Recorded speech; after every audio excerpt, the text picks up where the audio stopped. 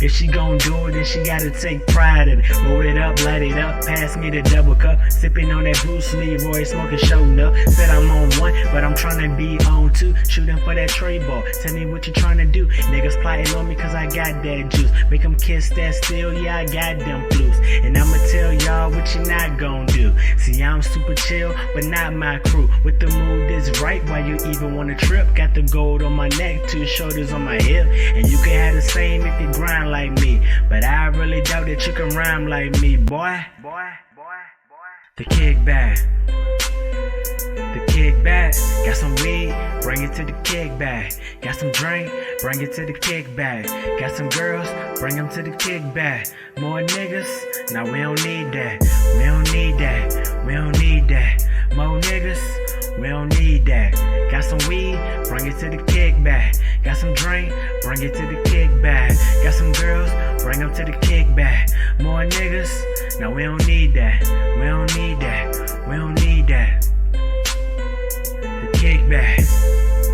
This is for the kickback.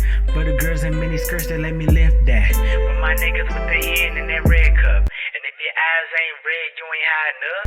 1:45 and we still getting faded. Richmond 804, that's the city that made me. Shout out all the women back then that played me. Now my pockets all swollen, my attitude jaded. You never met a genius that the smart they call crazy. Swift place to try it, then you know I'm gon' blaze it. In the stew with the hot, and we whip it till it's Cajun. We serve it up right, cause you know we get it right. Tell me what you like. You can get it all tonight. Right after the kickback. You hear him screaming blitz back. You ahead and nigga get back. We got another one, ain't no way to miss that. The kickback. Got some weed, bring it to the kickback. Got some drink, bring it to the kickback. Got some girls, bring them to the kickback.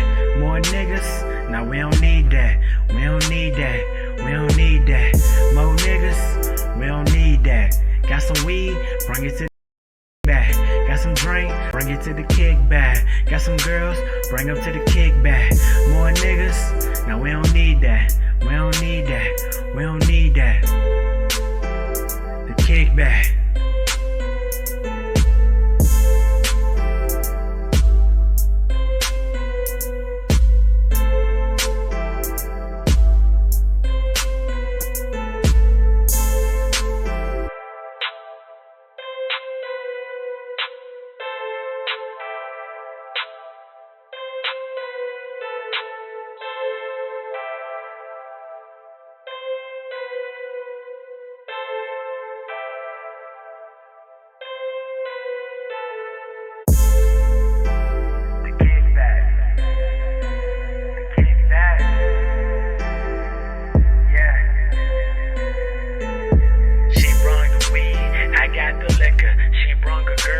I got my niggas, 216, just a click, she wanna ride it, she ain't twerking to the beat, let's whip, get provided. Told her back it up, don't hide it. If she gon' do it, then she gotta take pride in it. Roll it up, light it up, pass me the double cup. Sipping on that Bruce Leroy, smoking showing up. Said I'm on one, but I'm tryna be on two. Shooting for that tray ball, tell me what you tryna do. Niggas plotting on me cause I got that juice. Make them kiss that steel, yeah I got them blues. And I'ma tell y'all what you not gon' do. See I'm super chill, but not my crew. With the mood is right, why you even wanna trip? Got the gold on my neck, 2 shoulders on my hip. And you can have the same if you grind like me. But I really doubt that you can rhyme like me, boy.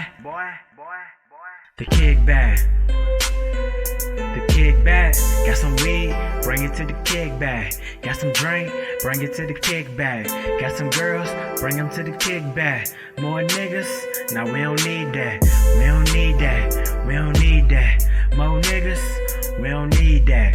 Got some weed, bring it to the kickback. Got some drink, bring it to the kickback. Got some girls, bring them to the kickback. More niggas, nah we don't need that. We don't need that, we don't need that. The kickback. This is for the kickback.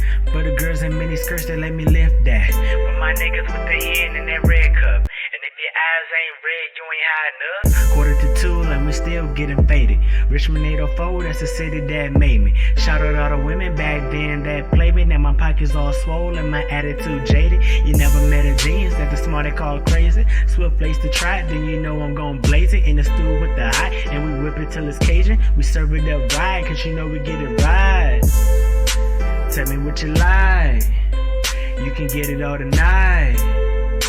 Right after the kickback, you hear him screaming blitz back.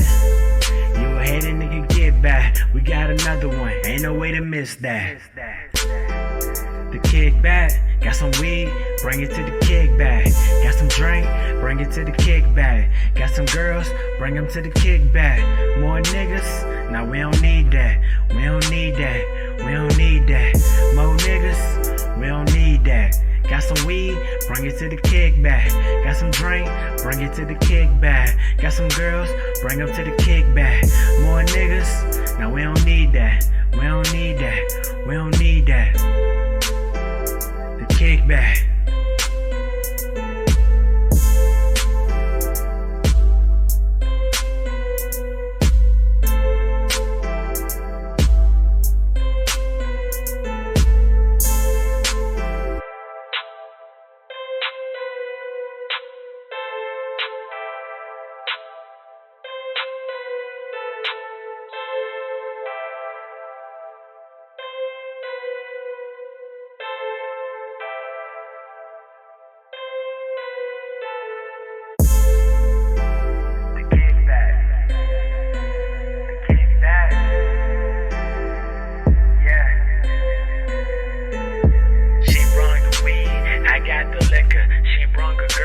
I got my niggas, 216, just to click you in the rider. She ain't twerking to the beat, let Swift get provided. Told her back it up, don't hide it. If she gon' do it, then she gotta take pride in it. Roll it up, light it up, pass me the double cup. Sipping on that Bruce Lee, Roy smoking showing up. Said I'm on one, but I'm tryna be on two. Shooting for that tray ball, tell me what you tryna do. Niggas plotting on me cause I got that juice. Make them kiss that steel, yeah I got them blues. And I'ma tell y'all what you not gon' do. See I'm super chill, but not my crew. With the mood that's right, why you even wanna trip? Got the gold on my neck, 2 shoulders on my hip. And you can have the same if you grind like me. But I really doubt that you can rhyme like me, boy. The kickback.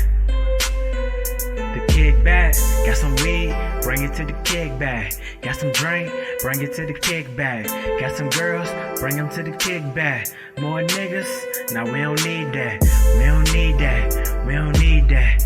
More niggas, we don't need that.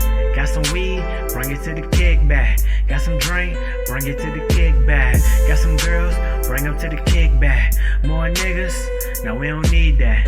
We don't need that, we don't need that. The kickback. This is for the kickback. For the girls in mini skirts that let me lift that. For my niggas with the hen in that red cup.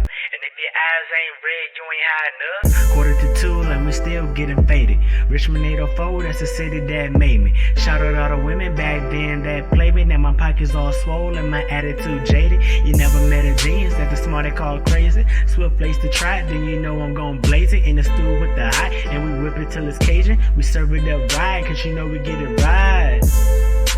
Tell me what you like, you can get it all tonight. Right after the kickback, you hear him screaming blitz back. You a hater nigga, get back. We got another one, ain't no way to miss that. The kickback, got some weed, bring it to the kickback. Got some drink, bring it to the kickback. Got some girls, bring them to the kickback. More niggas, now we don't need that. We don't need that, we don't need that. More niggas, we don't need that. Got some weed, bring it to the kickback. Got some drink, bring it to the kickback. Got some girls, bring them to the kickback. More niggas, now we don't need that. Oh shit, and Trish we is out don't of need focus. that. We don't need This is how we that. started. Oh my god. Alright. Happy Saturday, wonderful people. It's me, your boy, Corey Bliss. We are back with the last episode of February. We got my dog who got the notification to wear pink today. Wearing pink wasn't on the original agenda. A hot audible was made at the last moment. The man, the myth, the legend, the King of Atlanta, uh, the Prince of Augusta, um, the mayor of all of Georgia. I didn't know a whole state could have a mayor, but I mean, I'm just here to service the people. At the end of the day, I'm here for whatever the people need, whatever they want, they get, and I'm here to do that.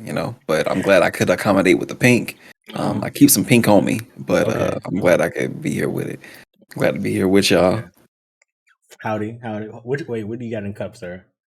This is a little bit of Four Roses, the single barrel. Oh, okay. Excuse me, sir. We be on that bourbon whiskey around here, so. I had my dog from the south, so I had to come correct with this one, right? So got a little whiskey and sweet tea, a little Texas tea in the cup. You feel me? Okay. Had to go on, had to put the grill in. You know what I'm saying? Gotta sip slow. Had to make sure I'm prepared for this Southern hospitality.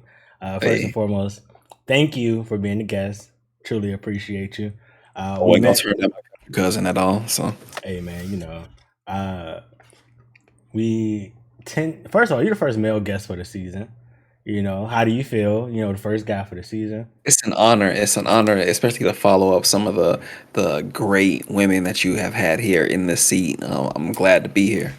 Hey man, this show is all about greatness. Despite how you may feel about yourself, I myself, as well as Flash, who couldn't be here today, view you as greatness. So appreciate that. I'm just trying to shine like I'm a reflection of those that I feel like I've had around me on Twitch so far. So I'm just trying to shine bright like y'all, man. Also a reflection of that shiny ass chain you got on, but we're not going to talk about that. We living, man. Is that two? You got to double shot it, double shotted up, double shotty choker. Okay, hey, look, man. Can't do nothing with money. And you got the Brett the Hitman Heart T-shirt on. So look, we already know how you give it up. I was told to come correct when you step into somebody's house. You have to make sure that you presentable. You got to make sure that you hospitable. You got to make sure that you kind. So I appreciate you, giving me this platform to sit here and just be like a representation of my mama and everything she taught me. So. Oh, okay. All right. Shout out Mama Trish. Oh yeah. I met you through a mutual, Miss Esquire. I was looking for someone to raid. She was like, "Oh, raid Trips," and I was like, "I don't think I follow Trips." So she sent me. I was like, "What is he playing?" I forgot what you were playing. I think it was playing Mass Effect or something like that. Okay, yeah. And she was like, "Yeah, shoot the Trips." Shot it over, and then the wonderful Dio has shared the best memes he's made of you. All the classic videos, comments. I heard that man is planning to blackmail me at some point in time. I know it is. It's true. He's got stuff on all of us. Yeah, he.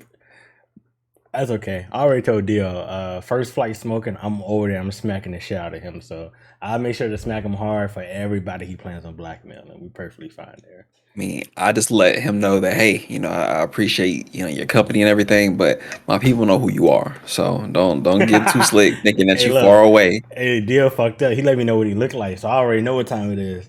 We out here. I know what Dio looked like. So look, I'm gonna be first thing smoking, and you gonna a smooth backhand. Now he's talking about I don't even do anything. Come on, fam. We know what you be doing out here, bro. You know you be doing shit. He got a whole dossier on everybody on Black Twitch specifically. He got a whole folder. He like the Raymond Reddington of Twitch. If you have ever seen the Blacklist and know who Raymond Reddington is, that is Dio. He is a man that knows everything on a little bit of everything.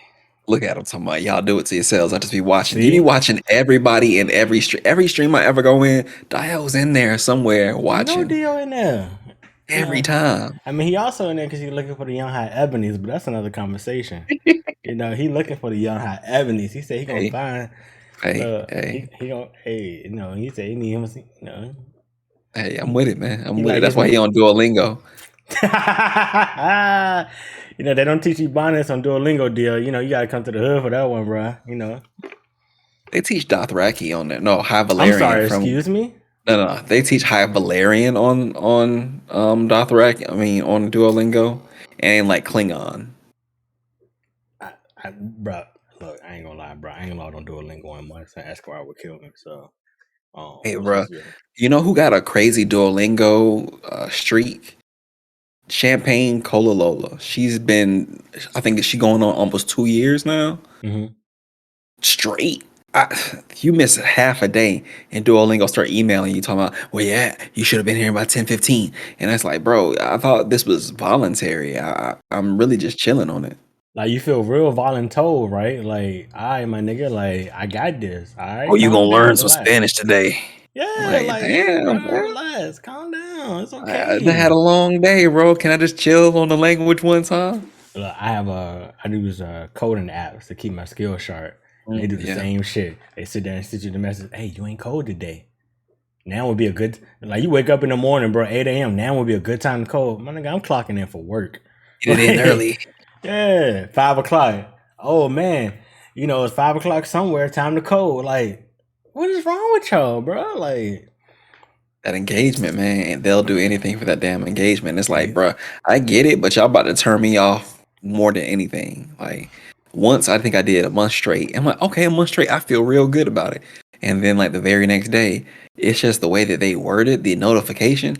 I took an issue with it, and I'm like, you know what?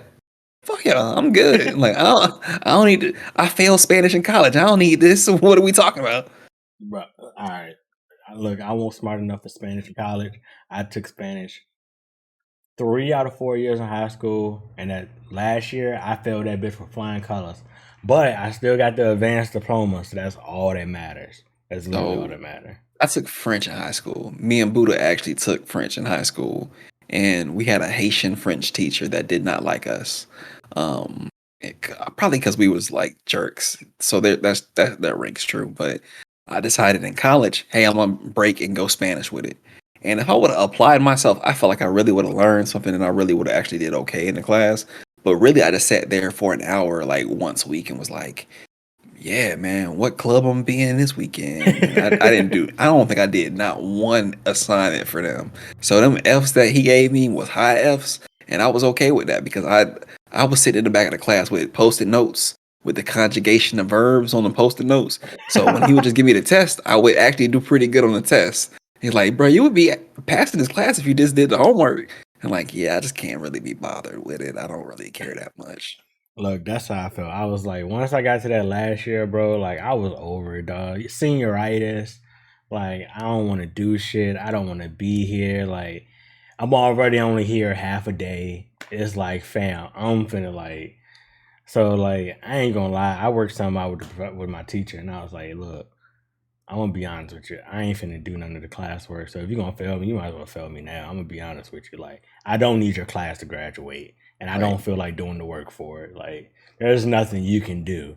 And she was just like, all right, I tell you what, you take the test and you do well on the test, I pass you for the class with a C. I failed every test, but somehow, some way, she still gave me a C. But I ain't mad at it. It is what it is. Feel like you at least had the respect enough to have the conversation. So you ballsy enough to try that. Might as well, just reward that behavior. It's possible, bro. Because I'm just like, I'm gonna be honest. I'm not gonna use this shit. I don't plan on dating Spanish women. Spanish speaking countries aren't high on my travel destination list.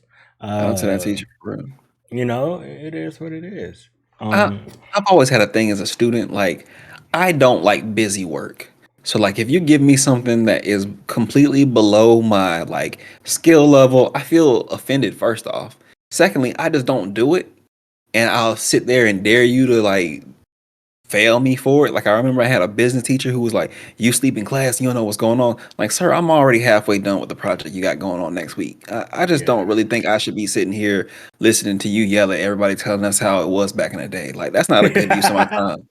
Like, and don't nobody want to hear that. Like, I'm here to learn, and if you're not willing to engage us on that level, you at least can let me nap through this motherfucker.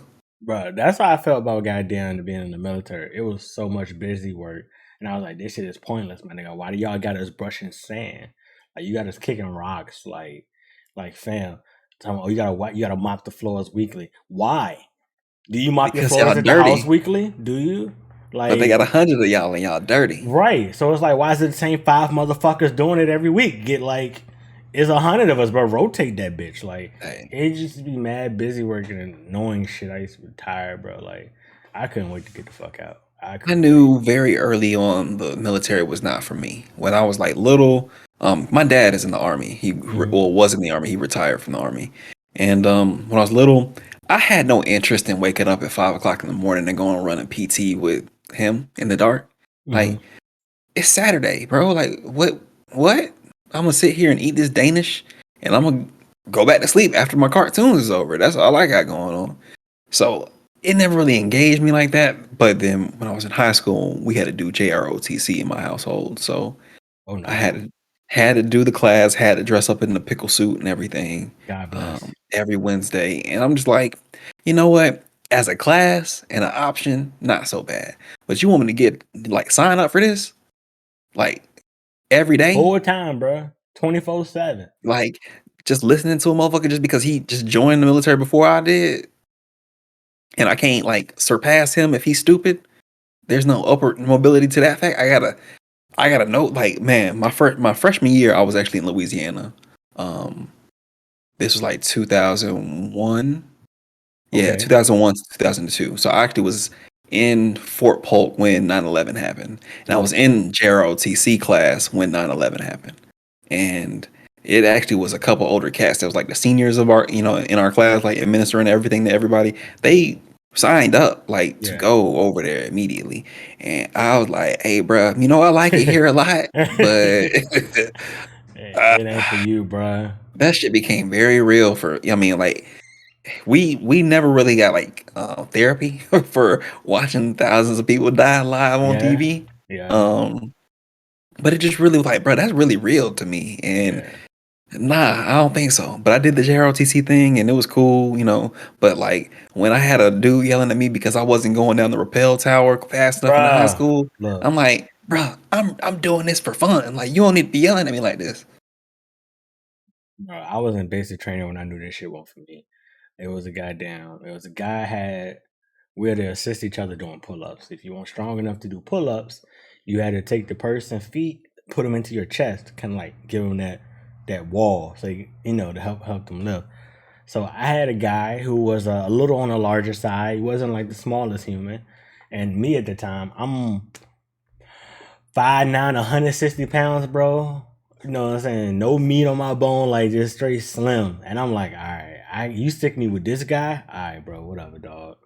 So I got him, and he is scared of heights. And we just on the pull-up bar. He's scared of heights on the pull-up bar.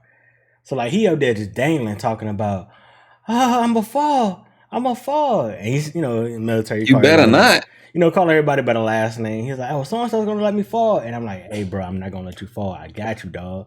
Look, your feet is here. If you fall, like I was pretty strong. I was like, if you fall, bro, I will catch you. You would not land face first on this dirt.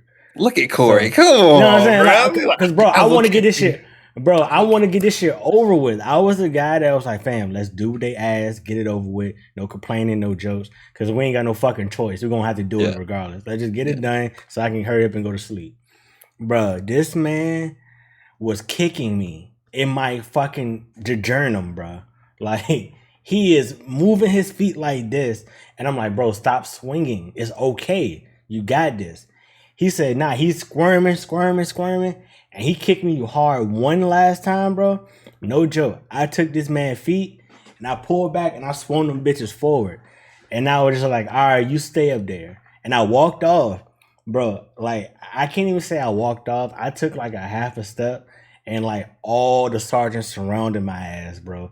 What the fuck is wrong with you? Why are you gonna leave him dangling? If y'all was overseas, y'all gonna do it? Bro, and no joke, I think this was the moment where they knew I didn't give a fuck. And the moment I knew that they was really full of shit, because they were just screaming and yelling.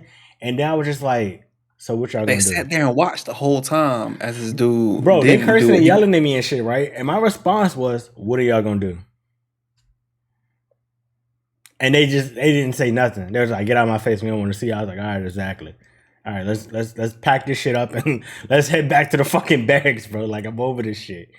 So, bro, and then like he tried to talk shit about me in the room. Almost had to whoop his ass, bro. Like it was just a lie, bro. That was a long ass day. See, and that's the other part. All right, so the chain of command being what it is, I'm not allowed to talk back. Okay. Also, growing up in a military household, I just don't like the concept of, hey, I told you to do this, and you're not allowed to ask questions about it because this is an order. But it's stupid. Hold on, it's stupid though, and like. I shouldn't be the one telling you it's stupid. You know it's stupid. And like the fact that I know it's stupid and you trying to make me do it even though you know I know it's stupid, I feel like you don't respect me. So like we gonna have an issue. It didn't work in the household. It's not gonna work in the professional world with me. And I'm like, knowing what I know about me, and the fact that I have options now, I'm like, nah. The school sign me up for the schoolboy shit. I'm cool with that. And loans notwithstanding, Uncle Joe, have fun with that. Yeah. I just it was cool. It was an experience. It was Yeah. whatever a person's route to adulthood is, whether it be through the military, whether it be through college, whether it be through the workforce, period. Um, that shit it changes you. It molds you and it helps you see things a certain way. Um, and I'll say that I'm happy to have gotten like a toe in all of those worlds. I'll even say like the professional world. Right. I think my high school graduation was like on a Friday. Yeah. That next Monday I started working at a warehouse between, the end of high school and the beginning of college. And, $300 a week when you 18. Okay, yeah. I'm Yeah. out buying video cameras, I'm out doing stupid stuff, but I'm really kind of should have probably saved up and had some money on when you move to a whole nother city. But wasn't thinking about that at the time. At the Yeah. time, it's like I'm working in this hot warehouse. It's 110 degrees in the air underneath these halogen light bulbs. I'm wearing Dickies every day, listening to Young Jeezy on my iPod. I'm really just Yo, living iPod life. days. Yeah. I'm really just living life. And then you move to Atlanta, the year of um, TMT 101, Mm-hmm. the year of snap music. Like everything changed the year I moved to Atlanta, and I've been here for like 17 years now, and that's the really like I have to think about that number sometimes. Like, damn, bro, Yeah. you kind of getting up You there. old, bro. You old, bro. You kind of old, fam.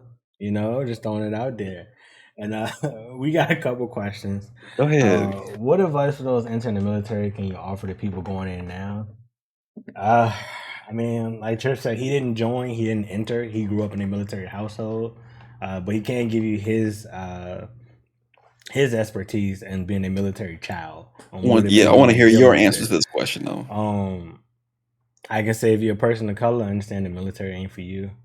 It's really not. It's not designed for us. It's not designed for Black people. It's not designed for Asian people. It's not designed for anybody that's not white, to be honest. So go in with that in mind and make the best out of it as you can. And don't pick a dumbass job that you can't get a real world job with, unless you plan on making the military your career. To be honest, that's the best advice I can give anybody when joining. So, um, My advice would be this. Just like I said earlier, you can use college as a vehicle to get to adulthood, and mhm. college ain't gonna get you nothing that I don't think other experiences won't get you. It's just different. It's flavored Yeah, different. If you are looking at the military as an option, just know that you can use it to your benefit if you are thinking about the future. Unfortunately, a lot of people, because the way they position it, and I'm not going to go too deep in it, just know that I'm speaking from an actual professional standpoint. hmm Um, the way they position it as a proposition to lower income kids that yeah, don't have many options, a lot of people aren't thinking about 10 years down the line. They're thinking about right now. So I'm from Augusta, Georgia, where there is a base there. And it's a widely told joke that, hey, you get that bonus, you go buy you a charger yeah, and you are set. You know what I'm saying? Like that's all you really need.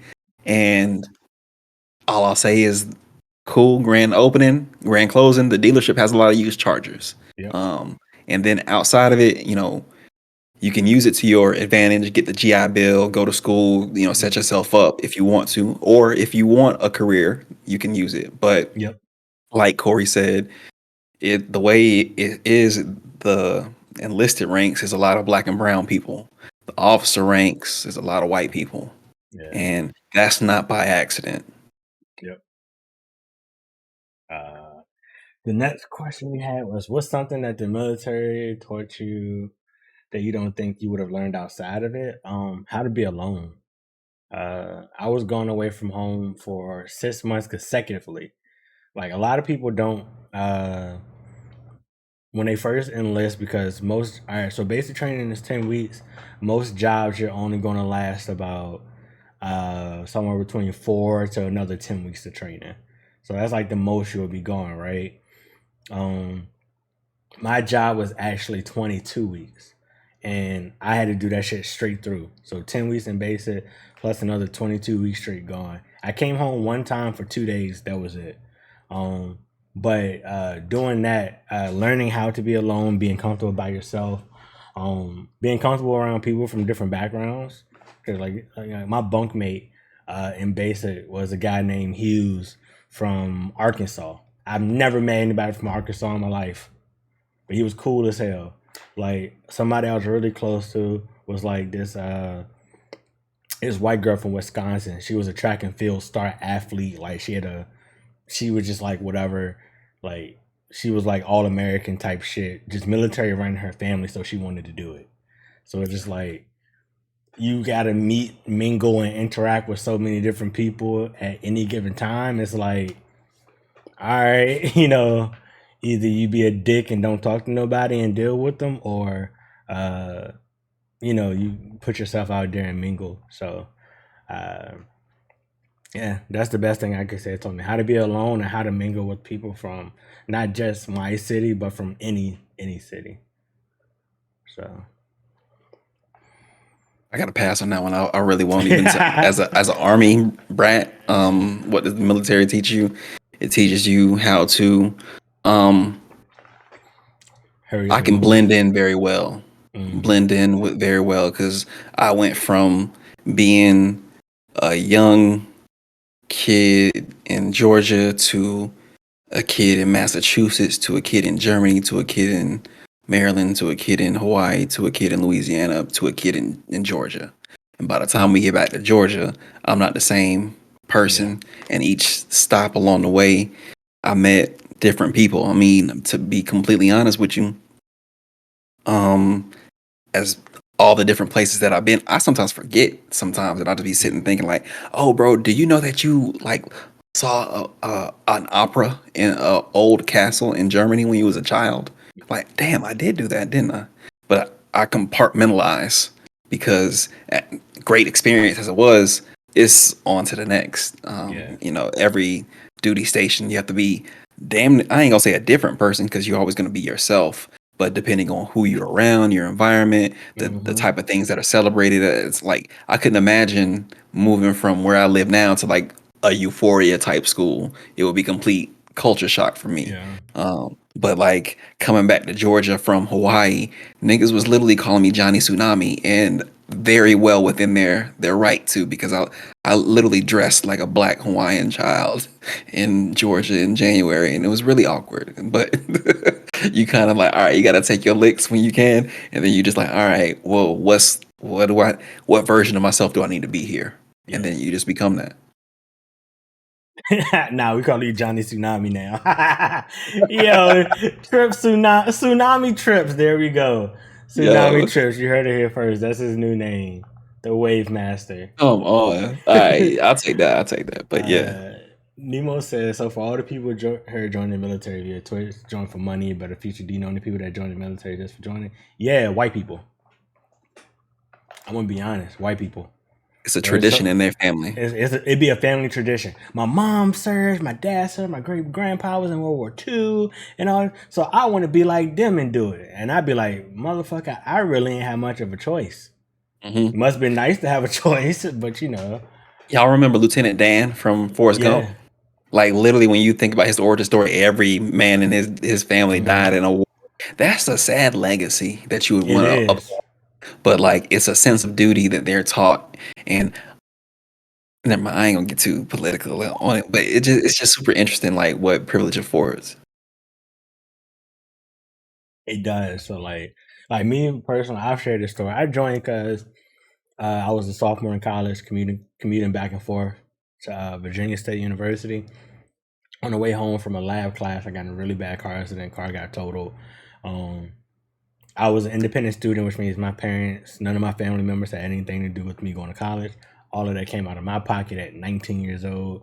Mhm. So it was going to take forever to get my money for a new car from the insurance people. So I had to drop out of school. So I wanted to like re-enlist and all that, not re-enlist, go back to school and all the other stuff. And I wanted to go back to Virginia State. I didn't want to go to a community college or nothing. I wanted to get back to where I was. And because I had to drop out mid semester, they was like, well, because you didn't finish the semester, you have to pay us what you owe before we can let you back in. And I was like, ugh. So I was sitting there thinking, like, fam, I got no type of certifications, no nothing. Like, I'm 19, I'm working a minimum wage job. I'm like, I gotta find some way to pay to get back in school. And lo and behold, at the time I had a crush on this girl, and she was in the army, and she was just like, "Hey, join. It's cool and all the other stuff." But I appreciate her because she kept it honest with me. She was like, "Yo, this shit fucking sucks. Like, it fucking sucks."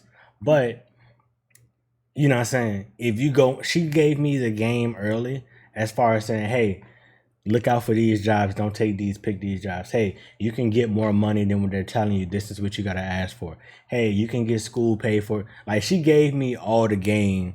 So, like, when I made the decision to join, I knew what I was going into. I was like, hey, I want a bonus. Hey, I want y'all to pay my student loans off.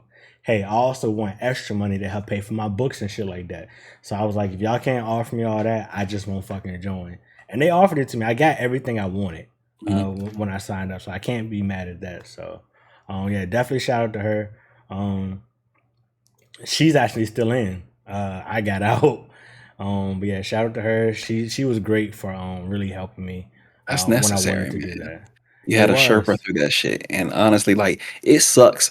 The system, the system of the Hmm. military is so interesting because it's a whole bunch of people who like that's not my job. I don't know whose job it is. That's not Yeah, my job. yeah, I hope you find whoever job that yeah, is, but it's not mine. So I can't even help you look for whoever it is. yep, So it's a whole bunch of people who are literally just like floating together in the same proximity, but they won't even really like depending on where you are in their priority list, they may get to you, they may not. It's just the yeah, bureaucracy of the military is just super wild. And I hate that because like as somebody who's grown up around, so I love soldiers. Soldiers are like some of the coolest down to earth. They're real people and mm, they deserve every damn thing for what they do. yeah, And the system that they're in is like, eh, eh. yeah. Military housing is interesting to me. Like, and I didn't even mean to get on this subject at all, but like, it's the hood. Like, low key, Like, it's got walls around it, and that's you what got to they show don't your tell you, bro. ID. You got to show your ID to get on there. But it's the hood, like Every straight up. military installation is in the hood. Well, no matter what state it is, what city it is, anywhere around the world, you look up a military installation and look up the crime rate around it. That shit is insane. Like, that shit is fucking nuts. Like I went to, let's see, here we got Fort Lee.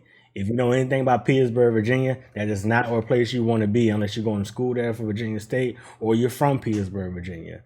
If you go to fucking what's the shit in Augusta? That's where I Fort was. Gordon, Yes, Fort Gordon, I yeah. was in Fort Gordon. You go to fucking Fort Gordon. You step 2 blocks outside. There's a gun store, a car dealership, and a strip club all right beside each other. You are in the hood.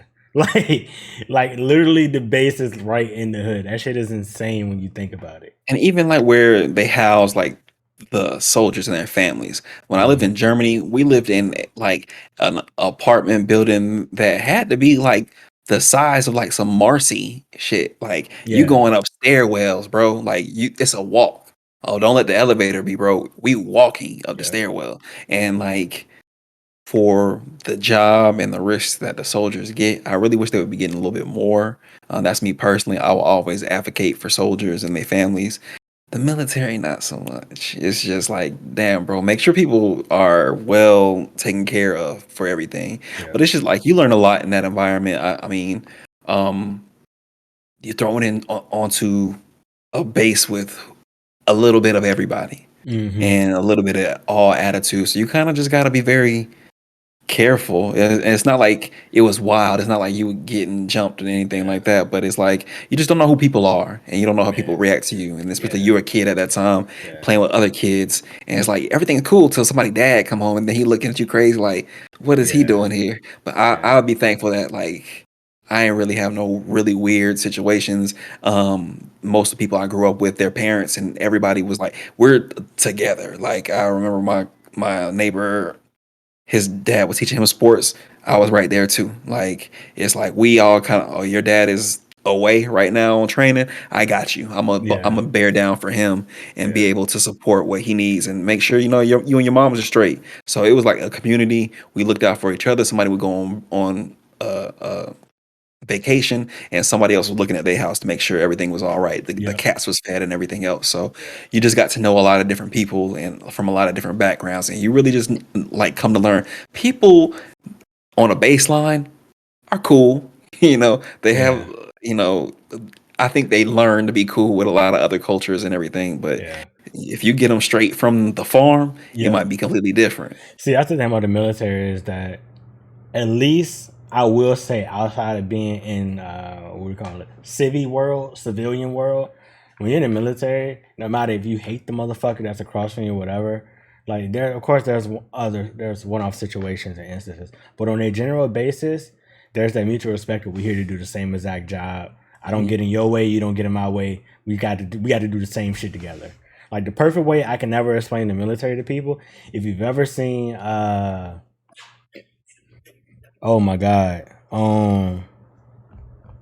Shit, I cannot think of the fucking movie. It's not even a military movie. Remember the Titans. Yes, Mhm. if you ever seen Remember the Titans and how they dealt with racism and the black people had to come and go with the white people and he brought them together and then they had to whatever. That's literally was like the military for the most part. It was like, oh shit, all right.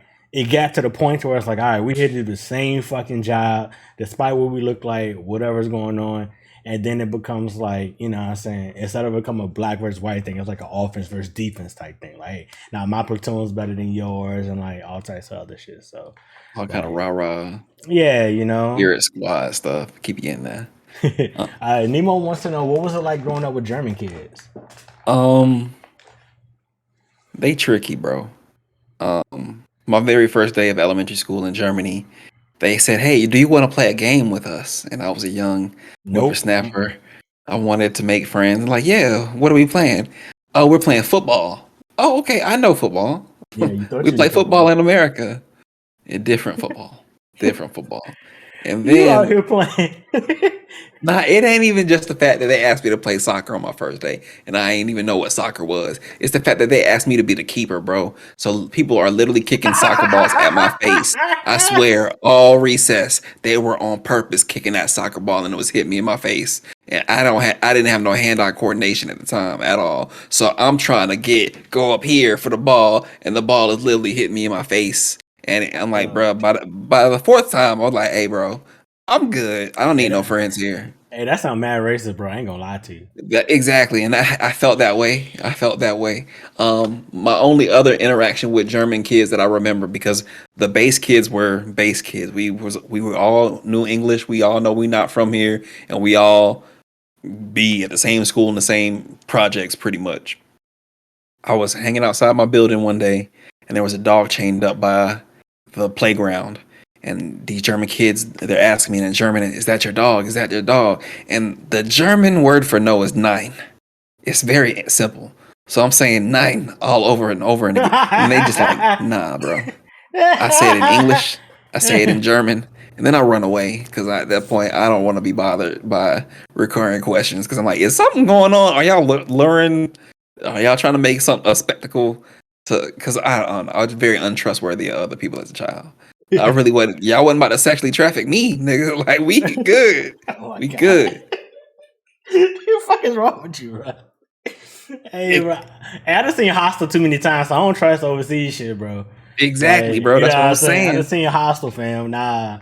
Dio, what you're saying is completely true. And I felt like if they would have just came out and be like, okay, cool, you're cool. I've never really seen a black person before or Yeah, whatever. Can we play together? That would have been different than you yeah. creating this subtext about this dog. It just was really weird to me. I really should let y'all know that I'm a very um suspicious person. Like, I don't trust people, bro. Like, it's kept me alive for this long. Like, oh, they doing something over there. Let me go over here. Yeah. I'm good, bro. I don't need no parts All I'm of gonna no say, excitement. Mm-mm. all my homies that got deployed to Germany or stationed in Germany, they talk about the bushel of hoes they had. I will Yeah, say this: if you are a black man in Germany, if you can't get no ass here, just go there. Tell them you from the U.S. They would throw all the ass at you you can handle. You might go missing, but at least you will go out having some kind of fun. You but know? that's exactly my fear. My fear is, Yeah. some Fraulein be like, all right, come over here, and I'm about to do all kind of wild anal gaping, and then I'm it just end up. sorry. Wait. How did that? Why did it escalate directly to anal gaping, sir? That's Are what you? Germans do. That's what Germans be Oh my doing. god. I don't. Okay, I challenge y'all. Look to see what Germans be doing on them websites. That's it. That's it. We Germans gonna are say, on some wild stuff. oh I'm my just god. stating facts. Y'all not gonna get mad at me. We gonna take one more military question and we gonna switch this motherfucking Yeah, topic because I don't please. know how we went from military to anal gaping, but this nigga nasty. By a Um, country, one what, country. We talked about one country and then led from one thing to another. what was some deprogramming you felt you needed to do once you're out the military? Uh, I'm not gonna say without. All right, so me personally, right? I did not do active duty. I was supposed to, but I decided to stay close to home and do the National Guard and stuff, right? So I did have I had a normal life. I was only going on weekends and stuff like that. Or like the longest I would be going is like 2-3 weeks at a time. So um the biggest deprogramming I had is I'll share this, right? It's gonna sound sad. Don't feel sad for me or nothing like that. But when I left, I remember I left May 28th. I came back December 9th. The amount of people that like reached out to me or like would check up on me and stuff like that was very minimal. And I'm talking about from people that I thought we were like best friends. Even like the woman I was dating at the time, like, what I'm saying? Like there was a ghosting feeling. Like you really felt alone and like when I came back, 6 months isn't a long time, but it is a long time. So for you to be away from people that's been doing their day to day life, all this other stuff, and like now you're trying to like reacclimate yourself back into what you were used to, you can feel like the outcast a little bit. You feel a little bit different. So the biggest thing I had to get adjusted to was saying that like even in that short time frame, some people had just moved on from me. We weren't as close as I thought we were. We weren't as cool as we thought, we were and stuff like that. And that's perfectly fine. So that was the hardest thing for me personally. But what made it easy to deal with was I had already spent 6 months feeling alone anyway. So coming home didn't make it any, what I'm saying? It didn't make it harder. It was like, all right, I'm already kind of used to this feeling. It just now like I can see you a little bit more often and stuff like that. So that was literally the hardest thing that it was for me to get acclimated. So yeah, we're gonna switch this motherfucking time because we are on the platform for gaming, right? Yes, we are. We are about time to talk about some games. Yeah, let's talk about some games and no more AG. I'm not even gonna throw the whole both words out there. We're gonna call it AG. Trust, what led you to this platform here, Twitch? Like, did you come in with the intention of being a gamer? Did you come in with the intention of initially being a viewer? Was it a stumble? Looking for the hoes? Buddha and I have known each other since high school. And when he told me he was streaming on Twitch, I really didn't know what all that meant. When the food stream started up, I hopped in for a couple of those, and I kind of stayed because of the community around him. Sitting in chat, talking mess all day. It started with Buddha, and then from there, I kind of started joining other communities, chasing Lux. Who else at the time? Cassie and Danny over the pond. So really just getting to know some of the creators on Twitch. And I think that was all throughout 2019. 2019, Okay. I was kind of in a transformative period. I was working corporate. I hated Okay. it. Corporate trips. And yeah, I mean, I'm still corporate trips, but at the time it was, I was working at an agency where I didn't like it. Found something that was a little bit more fast paced, and then that kind of fell out after a Yeah. month. So I was looking for a job pretty much all throughout 2019. Gotcha. And then it just being on Twitch kind of just reminded me of my joy of like playing games.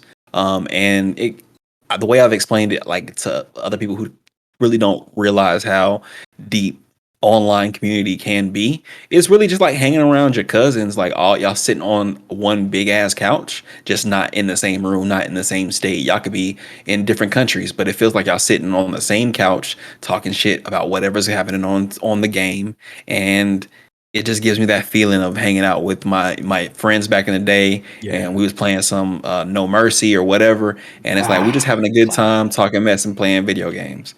And when I really started thinking about, okay, is this something that I could do? Mhm.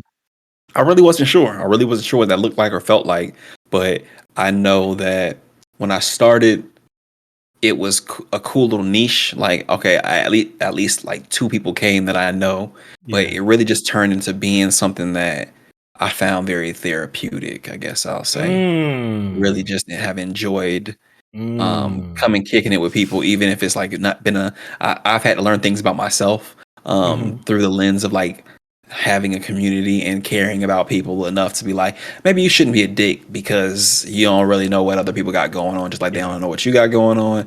Maybe you can tone this down. Maybe you can learn from this situation, because these people are spending their time with you, just like, Mhm.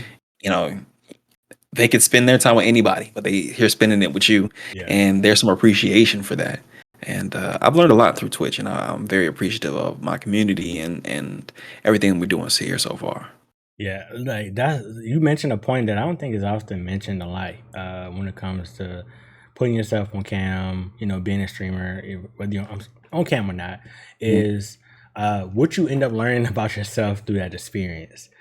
It can bring out a different side of you. Mhm. It can bring out the worst in people. I've known people that may not be like the best. They're like great people off of stream, but on stream they're like dicks. And they're like, why are you like this? Like it doesn't make any sense. So like when you start to learn about yourself and uh you just choosing to stream, you are very vulnerable. There is a limit of vulnerability there because I love when I hear certain people say that once I make it and put it out there, it no longer belongs to me. It's y'all's. And that's kind of how it is with Twitch. We may own the content and stuff like that, right? But once we go live or we post a TikTok, we post a YouTube video, post something funny to Twitter or meme or some shit, it's no longer ours. It belongs Right. to y'all. It belongs to the internet. So, criticism that may come with that or positive feedback or whatever it is. And, you have a good day. Try not to let it get to your head or whatever it may be. Just, you really do learn a lot about yourself, and it comes pretty fast and it's always constantly changing depending on how well you may think you're doing or whatever your goals are at the time of streaming. um And you said a lot right there, bro. And it's always also like learning to be flexible with yourself, learning to be compassionate toward yourself.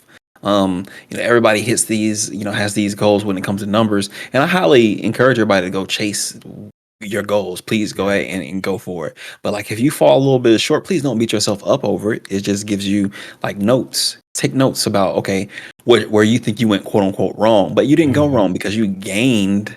You just didn't gain at the rate that you quote unquote wanted to at the time, and that's Yep. fine. Yep. Things happen and cycles happen, and you just have to learn like what works and what doesn't work. And it Yep. it takes feedback. It takes honest feedback from people who like view you. And sometimes I'll be sitting for a minute and somebody be like, "Hey, bro, we can't hear nothing you saying, right?" And it's like, "Oh, I feel like an Uh-huh. idiot. I feel like an idiot." And it just happens, sometimes like I've had to learn, to that at times I really don't have nobody in chat that's ruder to me than I be in my head Okay. toward myself. So like it's like, all right, you shouldn't take this to fault. People, if there's a hiccup or something doesn't go perfectly, that's quite all right. You're literally doing live broadcast by yourself. You are a one-man production studio. You are the talent. You are the booker of the talent. You are the agenda keeper. You are all of that. Yeah. So as you're wearing all these hats, you have to understand that, like, first of all, you don't have to be so regimented with everything. I used to be like, I'm gonna talk to y'all for 5 minutes and then we're gonna go to the game. And then, nah, if we gonna talk and it's a good conversation, I ain't gonna cut that off because Yeah. we sitting here vibing. And if the game is fun, I'll get to the game. If it's not fun, and I played it sometimes and I found it's not fun, I don't have any trouble changing course at this point. This is my stream, but at the same time, like I keep my audience in mind, like what is I think is working, what I don't think is working, and just being able to have a conversation. Yeah. And even outside of the platform of Twitch, it's being a student and learning, some of the names that are ascending at a rate that you deem acceptable, learning what works for them. Boodle was talking earlier about Kiwi. Kiwi is awesome for the fact that she has so many resources that she shares with her, like her Twitter threads and things of that nature. And she honestly doesn't have to. I know people who are like, hey, yeah, I know what worked for me, but I'm not gonna necessarily tell everybody. And they're within their right to, but to be selfless in that moment and just want to see people shine and get on and telling people about the X Mirror spaces. Those spaces are very informational. I've gone like Hmm. weeks after and like, well, let me re-listen to what they were talking about branding, because I'm thinking about some of these things as well. Yeah. What mindset, what can I learn from all of these people who are doing it currently? And I think you got to have a healthy ego. I killed mine several times over the years, and it just comes down to the fact that like I may be where I am in life, but that has not stopped me from being a student about anything that I just don't know about. And there are Yeah. people who are willing to help you with resources, help you with, now things that you're not as strong about and help you get there. And they're doing so out of the kindness of their heart. You don't just really get that in a lot of other spaces, especially in what we consider like the influencer economy. A lot of people are more competitive and petty and stuff like that. And I'm just glad that out of what I've seen out of Black Twitch, that there doesn't seem to be a lot of that on the surface. Now, what people do, behind closed doors, I don't really have no control or Yeah. really care about. But it just is what it is. People are very helpful here, and I've enjoyed that. Yeah. I one thing that stood out to me, right, that you just talked about. You mentioned a lot of women, especially Black women, how you see a lot of camaraderie, Mhm. how they support each other, how they ride for each other and stuff like that. And I feel like a lot of that is missing amongst us Black men on Twitch. Mhm. There's way too much quote unquote competition, too much. Uh, I'm gonna lose my viewers to you, or what I'm saying, oh, it's just too much of that shit going on amongst Black men. So Mirror Spaces is amazing. Kiwi Threads on resources is amazing. Um, all the stuff I see a lot of the women are doing is super dope, and I'm just waiting for something like that to happen amongst uh us men, right? Because both things can coexist at the same time without it feeling like we're trying to take the Black woman's shine, because we don't want to do that. And that's something I don't ever want to be lost on. It's just like, women are the prototype. They're normally the ones, they're the trendsetters, they're the ones that start things. And it just always, the man, whether it's the white man or the Black man afterwards, that gets the credit for the hard work they've done. Like, for instance, how the WNBA has been on racism, they've been on sexism, they've been making these political statements in their league for Wrestling. years, and because the NBA does it one fucking season because of a fucking racist owner, and they're getting all this fucking credit. Like, nah, like WNBA been doing this shit. Like, give them their credit. They laid the foundation. They gave the work. So that's something I don't want to be misconstrued or lost amongst it, but it is long overdue for us as Black men on platform to have that quote unquote essentially leader or the starter of doing something of similar nature, because So somebody asked me about this a while ago. They said, "Do Mhm. you think that there can be like a Black male noir network or like Yes, Black girl gamers, right?" yes, And I said, I hope there could be, but the nature of man by itself, we're very like too domineering, and competitive. it's just ingrained in everything we do. And then I think that what adds to it is the fact that a lot of people play the same game, so it literally is a competition of numbers. You've mentioned, people afraid of, ceding their viewership to somebody larger or even smaller, and so not really wanting to big another person up, right? Um, but it's fundamental that we do that. Like, I've seen some upstarts, that man Trip Win Easy, Charles the Sauce. I think I've seen them do a Spaces, kind of similar in vein to like what Mira and the Noir Network have done. So shout out to them for trying to be in that space, but it's gonna take more people not only doing that, but also being interested in that and being interested to hear what someone else has to say and not necessarily be on some, oh, I'm not trying to jock you. I'm not trying to be just like you, or I'm not trying to like follow, I don't want you to be the head of me because truth be told, I don't think it's perfect in any organization. I think everybody, even in some of the organizations that we've named, there may be things that we are not privy to, that are below the surface, but it's just the ability to work together toward that common goal Yeah. that's needed. We need to collaborate for this bigger ideal outside of ourselves and outside of anything that you stand to gain or lose by helping someone just like you. Yeah. It's a lot of fear that goes into some of this stuff, and fear based around numbers, fear based around what you. More equality. Yeah. Something I say often, which after this, I don't want to get to Dio's question. I don't want to overlook it. Is something I have noticed a lot. Niggas aren't used to losing, and like you can A tell lie. who hasn't had to take a lot of L's in their life in different avenues. Whether it comes to L with women, L in sports, L in a fight, L at a job, like whatever it is, people have not taken their L's. So they come on this platform and they're scared to take an L, which that L to them may be, I don't want to be second to this person. Like me and Flash have used the example of Swag, the Call of Duty streamer. He got on and he put like 6-7 of his homies on. That's how it's supposed to be. He got to phase. All right, y'all. I'm gonna work my way to get y'all in phase 2. Oh shit, I got a McDonald's deal. I'm gonna get y'all McDonald's deals too. Like that's how it's supposed to be. And like I think for us men, if it's gonna be something, we kind of need a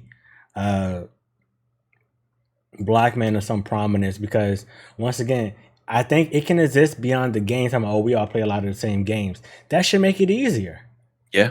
It really should. It shouldn't make it much harder. Like, if I know if I got a fucking fighting game, community or whatever, and you play, single player games, or you big on Halo or whatever you do on that stream, like you may think that may be harder to sell to people than, hey, if I do this, I'm gonna see out somebody just as nice and we're gonna slide it over. You know what I'm saying? Like, all right, you know what, Geek, you're lucky you got your sword, because you're lucky you got your sword. I ain't playing no Genshin, but it adds to that because I think it's a treat for my viewers because I'm a story based gamer. So I don't touch fighters at all, and I've been in your chat just learning a lot, even about like fighters, tournaments, and things like that, because I'm like, this is all new to me. So I'll bring them over to learn something like I'm learning right now. And I feel like I have something to gain from you, something to gain from watching Flash, something to gain from watching a lot of black male streamers. Quiet as kept. I think I've said this. It's not that quiet. I think I've said this. I don't follow many palm colored people on Twitch because just the same thing that they say about us. I don't relate to the content. I don't think that they speak to me. It's not relatable to me by any means. And so like when I do find somebody that I'm gelling with, it don't matter what they're doing. I'm gonna pop in just to be like, "What's up? Are you playing this game from the Super Nintendo from 1993 that I've never seen before in my life? Cool. No spoilers, even though the game 30 years old. But I'm sitting here to learn. I'm sitting here to feel a blank spot in my head. Now, if it's a game that I'm gonna play, I'm not gonna pop in, say hey, and then I'm out the door. But I don't know. The competition thing is interesting. But I also feel like we're programmed to only feel like there's only going to be so many of us at the top. And so people want to box you out, and they want to stay there in the paint for as long as possible. Because if they bring somebody else around, they might not be the favorite Negro anymore, and it might end up being you. And it's like, bro, we can all eat. It can all be us here. It could be more of us here if you just able to pass the light and Yep. ego. It come down to that at the end of the day. It's too much of a concern on I want to be at the top than closing the gap. Mm. If Mm. you know what I'm saying, it's just like, you know, if it's not as okay, yeah, only one person can be at the top of the stairs, but if it ain't that many stairs in between the top and the bottom, shit, that works out too. It really does. Like, there's no reason the person at the bottom shouldn't be able to reach up and touch the person at the top. Just close that gap a little bit. But, you know, it takes the people at the bottom to feel that way. It takes the people at the top to feel that way. It takes the people in the middle to feel that way, you know. Everybody has a role to play. You know, everybody's not going to be the biggest. Everybody's going to be the smallest. But there's enough room around for everybody to eat in some form of fashion. Nobody should be hungry, you know. Dio asks, what's a lesson that Twitch has gave you a refresher on?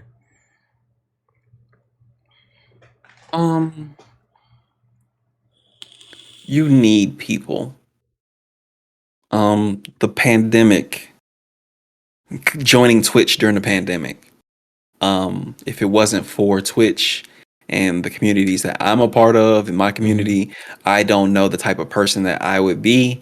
I've always been kind of like solitary, but without like active interaction with people and like caring about people, I just don't know what state I would be in. And it's kind of helped shape my thinking around like my philosophy on life these days. Because you're able to see how quick somebody with ill intent can interrupt your day coming in on some hate raid shit, or even just like I saw somebody talking, you know, about stuff going on in their life, and somebody pop in and try to have a competition over who life suck worse. Yeah. Really just understanding, like, man, the screens are ruining our lives as a society because we're being desensitized to the human on the other end of the screen or the other end of the interaction. Hey, Dio, screenshot trips and put a kufi on them, please. We're going to use that. I'm going to use that in a tweet. Keep going. I'm sorry, bro. Go ahead. That's fine. I'm cool with that. I'm ready for the kufi. Yeah, put the kufi on trips, please. I was thinking this week, you know, they had that lady on Twitter talking about, the young lady during the interview asked for, way low value for the job. Oh, and she just lost her job? Oh, she lost her job? She lost her fucking job, boy.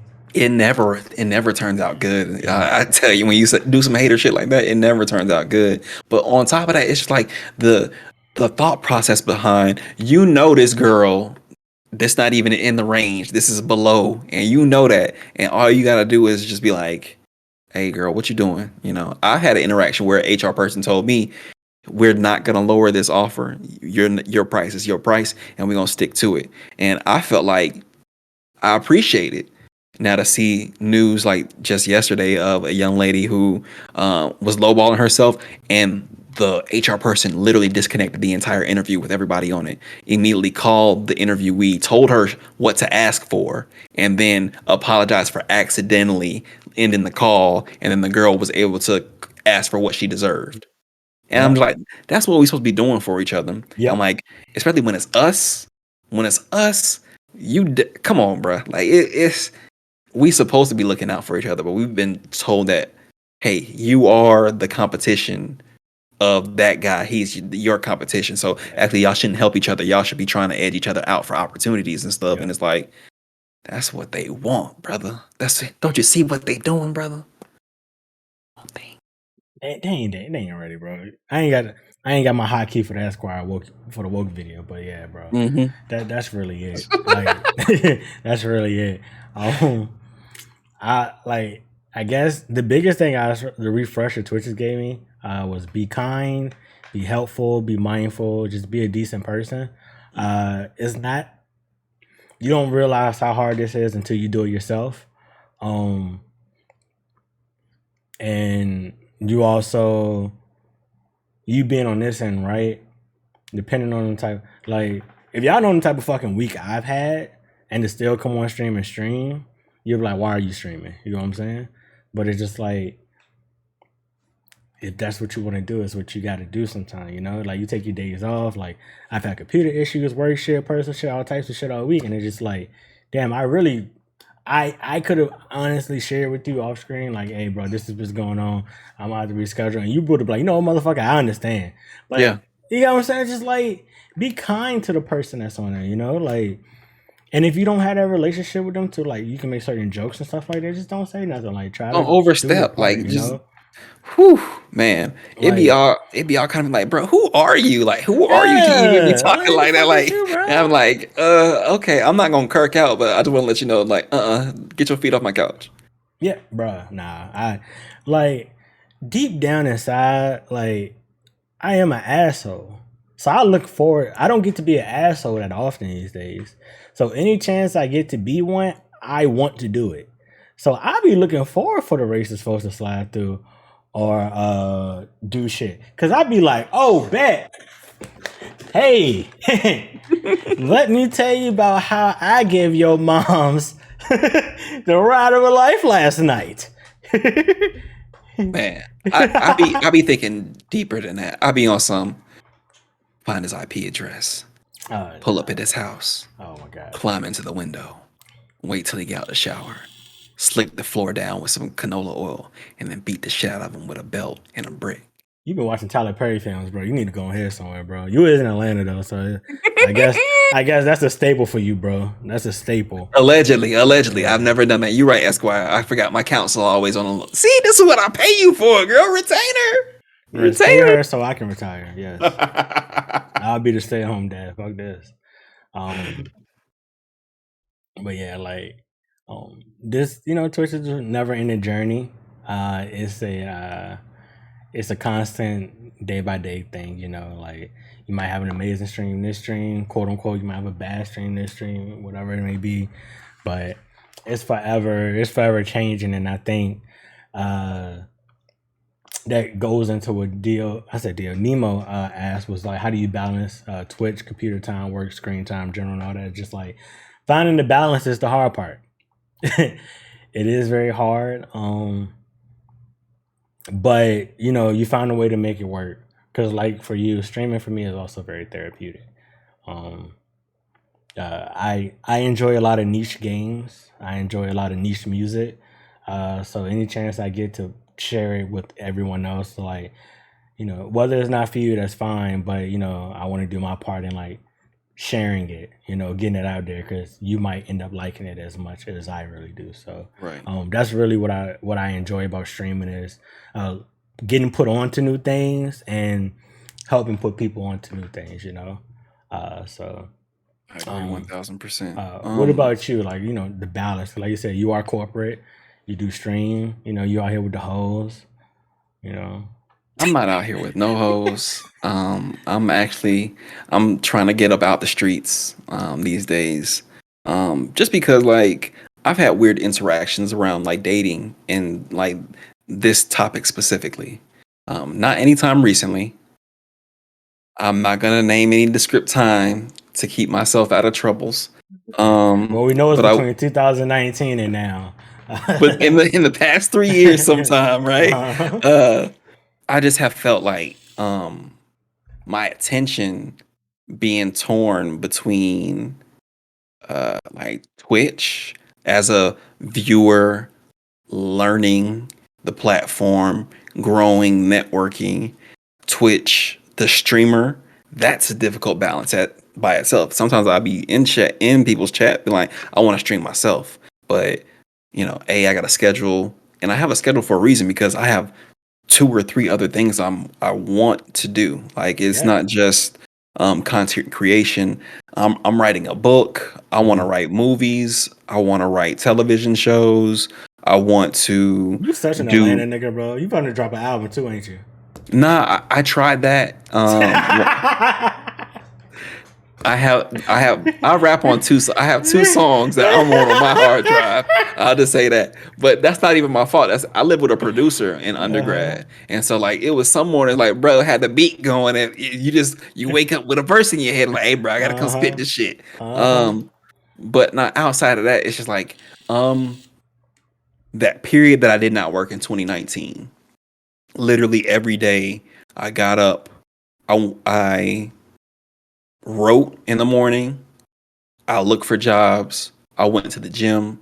I came home, and at that time I wasn't streaming. So think about at that time incorporating streaming. That time I didn't work, it was a good 6 months. Yeah. So imagine doing whatever you wanted to do every day for 6 months. I didn't have to worry about money. I was Instacarting, but at the same time, that's why you have a 401k, kids.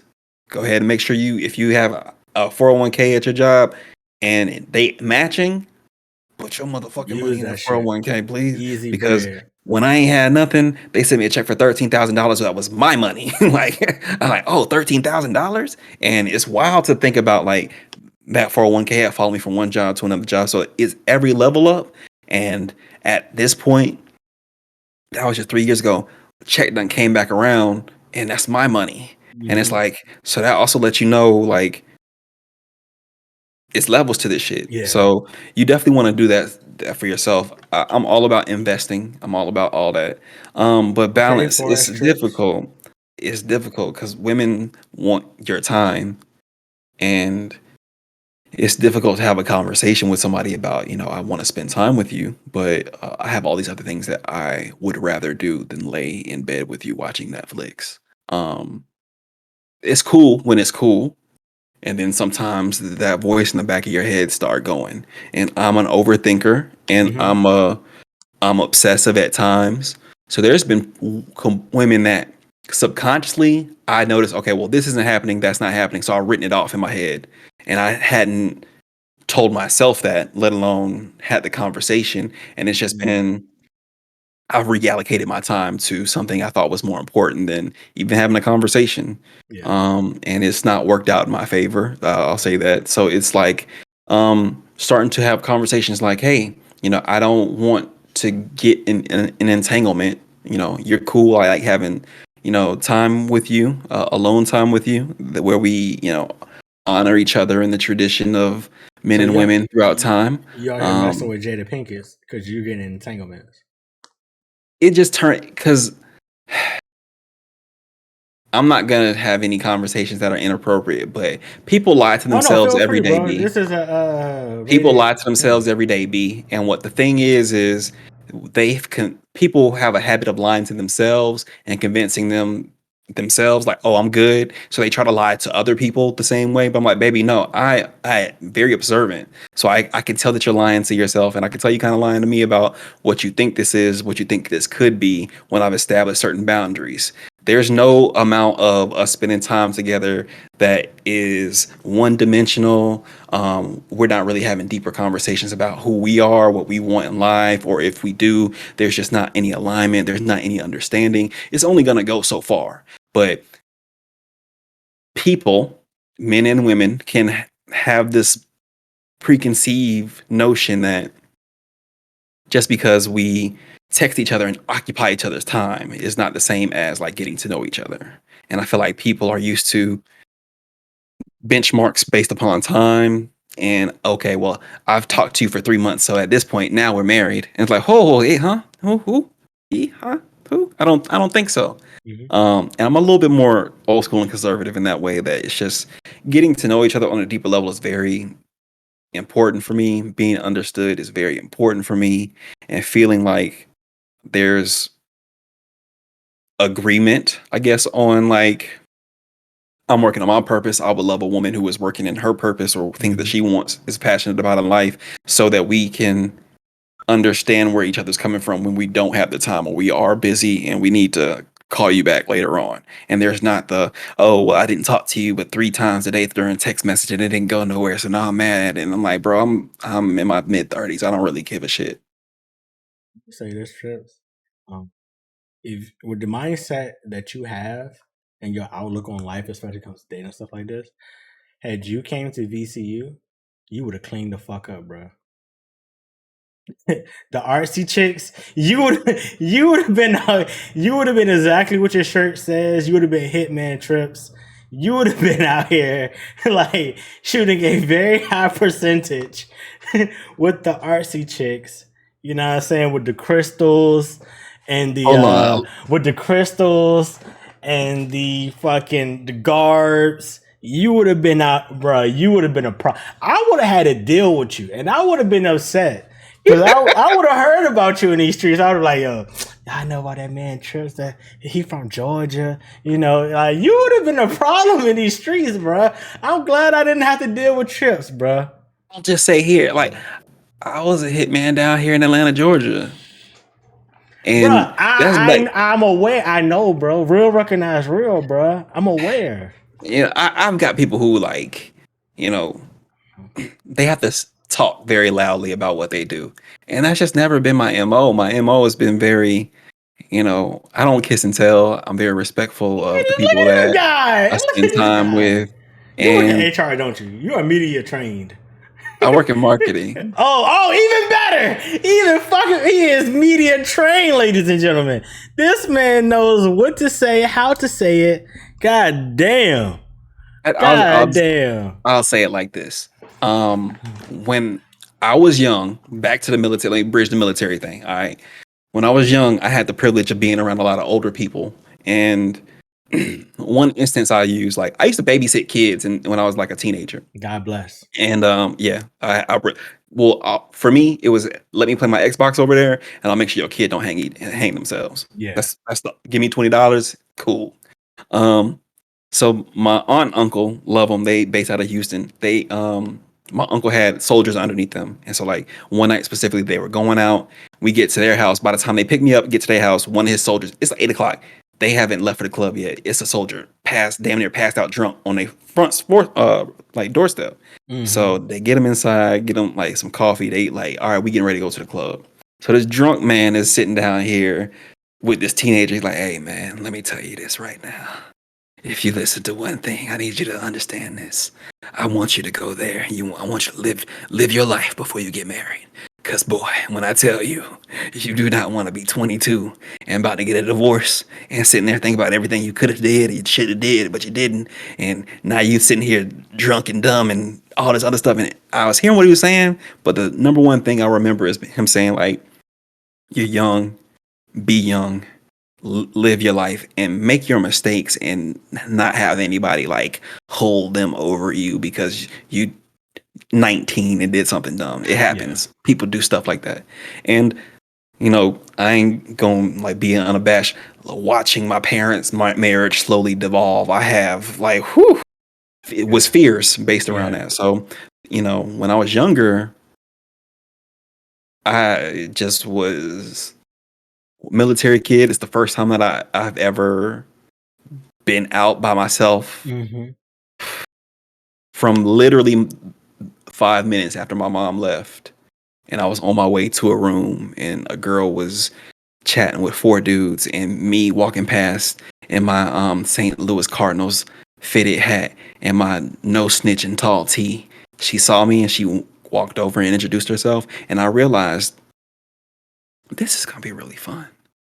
This is gonna be really fun, and I had fun. And I did my thing. And, you learn things about yourself and you learn things about how you deal with people. And, there were a lot of lessons learned. Hey, man, you moved around a lot and growing up and migrating to a city as black as Atlanta, I'm sure you had a lot of fun. I'm sure you're still having fun. It's a pandemic, but you found a way to have fun, FaceTime is an amazing thing, so is iCloud, a couple of no subjects here and there, I know it's trust. Bro. So is trust. And that's one of the biggest things. This guy is good. No, it just comes down to like the people that you have in your circle, right? Yeah. Out of all of my friends, I could tell you 2 off tap that would not make the cut if I had like an Uber exclusive event, just based off of like, hey, where you been out in the streets? What you got going on? Are you safe? Are you being safe? Do you engage in safe behavior? I love them to death, but I know what they got going on. So it's nice when you are engaged with someone who you don't have to worry about that because they're being safe. They have their life they're trying to live, and you can trust.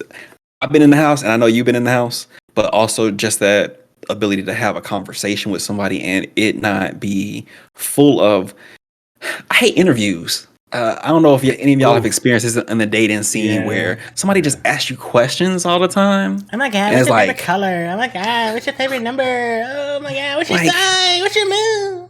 Yeah, bro, I know. I know we've been talking for like a year and a half, but like, what did you major in college? And it's like journalism. Why? Oh, I was just asking, I just wanted to know kind of what you were, interested in when you were growing up. Like, well, we can ask that question. You want to talk about us, younger us? We can talk about that. I just feel like there's fluff conversations and then there's like actual conversations. Like, when you connect with somebody and y'all actually having a conversation, you notice, oh, damn, it's been 2-3 hours. Like, that's not by accident. That's Yeah. because somewhere there is a connection and y'all are engaged with each other. Mhm. Now, when you're not connected with somebody and you have to painstakingly have a conversation, 10 minutes feels like 2 hours. Yeah. And as a marketer I have been on the phone for a good part of my career. I can get a conversation down in less than a minute. And that's not by me not wanting to talk to you, Yeah. but like I'm to the point. What you want? Like somebody call me when I'm doing something, especially. Ooh, it don't even be on purpose being an asshole. It's really just like I literally am editing a video. I'm modding a stream, and I'm eating dinner. What you got going on? Oh, I just wanted to see, how work was today. Were the emails coming at a good rate, or did this happen? I'm like, I mean, I don't even care about work. That's one other thing Twitch has ruined me. Work is cool. It pays my bills. I literally am in zombie mode from 9 a.m. until 5 p.m. And then around 4, I get excited at the thought of, Yeah. okay, I'm streaming tonight. Oh, okay, I get to write tonight. I get to work on Yeah. this project. I get to do this. Because everything I'm doing outside of work is things that I'm passionate about. And so work, we got to do it. Capitalism. So you got to do what you got to do. But at the end of the day, all this other stuff has my attention because it's what I want to put my time and effort and energy to Yeah. take me out of the job place. That's what I Yeah. want ultimately. Yeah. Ultimately.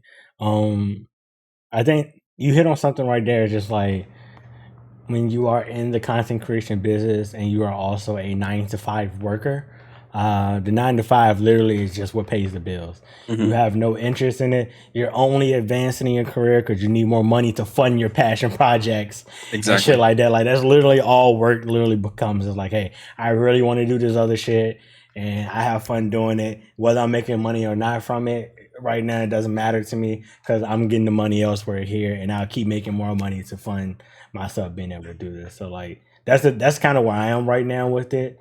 I enjoy what I do for work. I enjoy my job. It's the people that piss me off, like most places.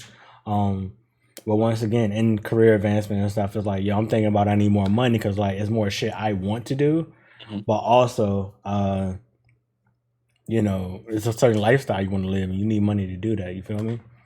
And right now is the best time to do that. I'll be honest with you. Like the pandemic, the quote unquote great resignation it's people learning their value and the fact that let's be honest. Can we be truthfully honest? A lot of people exited the workforce last year because they died. Yeah. So it's a lot of open vacancies at jobs. And really when it come down to it, you can jump. I made a $15,000 jump on a humble. I wasn't even supposed to interview for that job. I really was on LinkedIn Pro. They like, hey bro, we want to talk to you about this job. Like, why not? And that turned into three interviews on vacation. And only after the third interview did I realize, oh damn, I'm probably gonna get this job, huh? So like, okay, cool. So what does this mean? What opportunity does this provide to me? Because ultimately that's what it is about the end of the day. They'll use you as long as they can until they don't need you anymore. It's time for us to like understand that. Yeah. And like even the playing field, we do put a lot of deference to our jobs and I don't like they don't really do this. I don't give a fuck what they do. They gonna do this today. Like that's how I feel about it. And I've had to be like that because working with the government with like long hair, people feel like they can say whatever. Bro, I'm on my shit. Like, are you? Yeah. Are you? Like, I wish you would. It is what it is. Mhm. Trips, did you participate in NaNoWriMo last year? We don't talk about NaNoWriMo. Thank you. I appreciate I you. don't know what is NaNoWriMo. NaNoWriMo is National Novel Writing Month. Okay. Like literally think about it's voluntary, and like every night, like being like, hey, you write 5,000 words every day for the month of November. It was a great idea. It's awesome. I appreciate anybody who can participate in it and keep it going. 5,000 words a day is a lot. That's a lot of fucking words. It's a lot. And even on a really, really, really good day, I might hit 5,000, and some days I can keep going. Some days hitting 5,000 was a struggle. And then there are other days where, imagine, okay, I go to the gym at 5 o'clock in the morning. Cool. Go to work. Cool. Come home. I was commuting. This is before pandemic. Commuting. All right, cool. Yeah. Stream. Mm-hmm. After you end stream at 11 o'clock, when are you going to write 5,000 words before midnight or before you go to sleep and then get the next day started? Better get a goddamn dictaphone that goddamn input that shit in the word for you, bro. You gonna have to like get it in where you get it in. And I'm a Taurus. I gotta set a mood. The lights be off. This color light be on. You are such I a be honey. having like. Why are you such a honey, bro? This shit is insane. Hey, bro. No. You are such a honey, bro. I come from the school of I don't get into the shower unless my soundtrack tight, bro. God, come on, family. Come on. I represent for everybody who ever spent 2 hours in the shower because you listening to the damn radio, bro. Come on. Come on. What? This is a perfect moment. Look, we're going to take a quick break. I'm going to fill up my drink. Trip's going to refill his drink. We're going to take a quick smoke break, pay these goddamn bills. Yes, we'll be right back with the second half of CWC. It's your boy, Corey Bliss, and then my dog, Captain Trips. What's happening?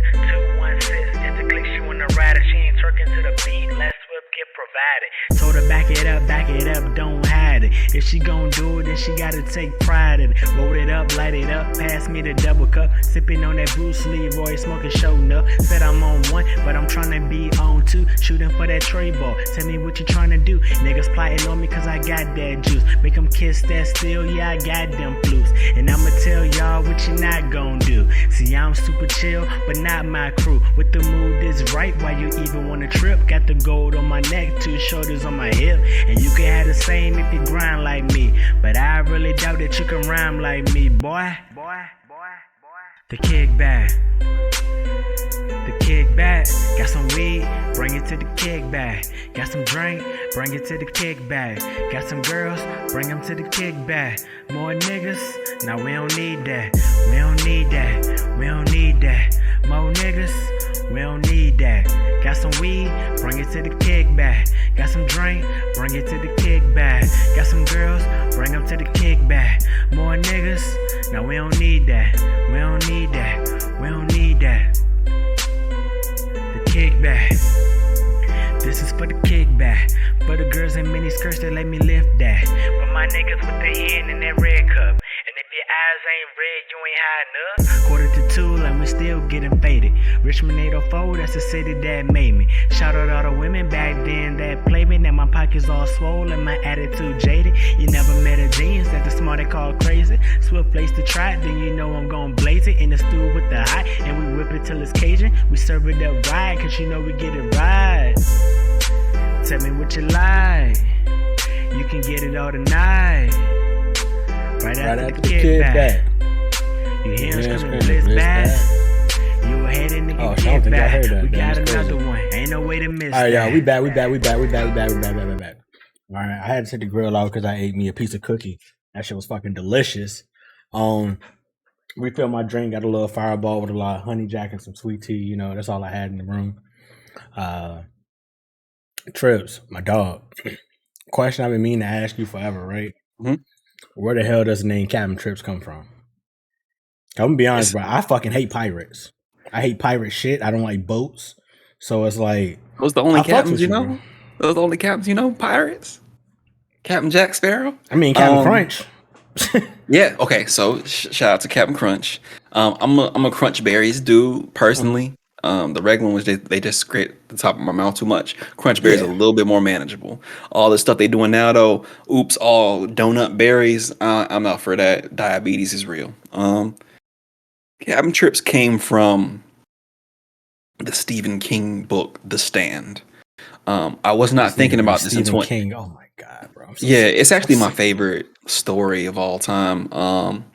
I originally watched the miniseries that came out in the '90s with Gary Sinise, Ruby Dee. It was like a bunch of '90s stars in it. Shout Really, out really Gary good Sinise. miniseries. Shout out to Gary Sinise and recipe Ruby Dee. Um, they actually did a remake like last year. We watched it in the Discord. So it's a literal Captain Trips is this infectious disease that kills most of the populations. It's highly contagious and it's literally the backdrop of the apocalypse. And I was just stuck on the thought that okay, I wish I could be as contagious as that. That oh shit, I spread around like a bubonic plague, and then 2020 happened, and that yeah. Man, you gotta tell people that you dreamed of being a pirate growing up. Nah, because most people they're like, "Oh, this is Captain Trips from the stand." I'm like, "Yep, you got it. You got the reference and everything." And then I just threw my own flavor on it. I mean, we can't really. I couldn't just be like, "I'm Captain Trips." Now we got to do Captain, and then we got to put Yeah. a Z on it. I'm from the school of putting a Z to make Where it the S go? extreme, you know. Oh my god. The made Extreme up Ghostbusters. S. The nigga S. You know what I'm talking about, bro. Yeah. Yeah. South side with the nigga S. I know how it go. Oh, I'll be that guy. I'll definitely be a book nerd, but nah, it was just it's a really good story involving a lot of different people, and it really just resonated with me, honestly, because of the fact that it was everybody played a part in the bigger story, even outside of what they knew.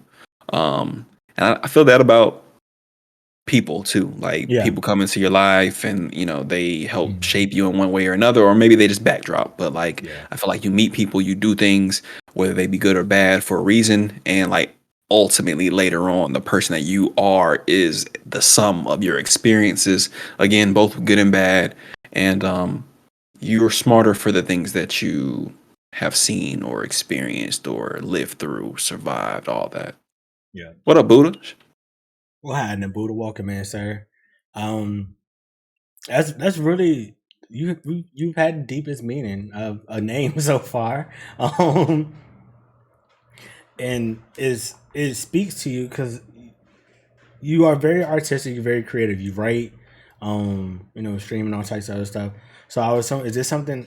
And you've had a very uh different journey through life from being a military kid, moving around, being in different school systems, meeting different people and stuff like that. Do you feel like all that experiences kind of like molded you into being a creative, or do you feel like that something was always in you and you just decided to like take it up a notch by using everything you've learned, across your journey? That's a really interesting question. Um, I would say that I never really even considered myself an artist or like even being capable of writing Yeah. until adult life. Mm-hmm. So, I will say that the way I kind of grew up and lived life up until like, hey, my early 30s, is I wasn't very present of mind. Like I could be doing something, I can be actively doing it, but I might be thinking about a goal down the line or something that happened earlier on and just not really focused on the moment and the present time. Yeah. And when you do that, especially over an extended period of time, you just kind of like, how like that movie Click, and bro was fast forwarding through certain moments and Mm-hmm. zoning out. And then he just woke up and everything, he was old and all the stuff had happened. It was on autopilot. That shit happens in real life, Yeah. whether we think it does or not. Like you can get so caught into what's going on in the day to day that you're not really thinking about the bigger picture. Mm-hmm. And we lose sight of things. And I will say that there were certain parts of myself lost sight of. There were parts of myself I never really even saw. Um, a friend, one of my undergrad minor was music management. I Mhm. originally came to Atlanta. I was either going to be like the next Robin Meade from Morning Edition on CNN, except the black hip hop version, or I was going to be like the next Diddy. It was either one or the other. But I really don't like kiss ass. I really am not about like going to fetch nobody coffee in order to Yeah. learn stuff. So it just didn't work out that way. But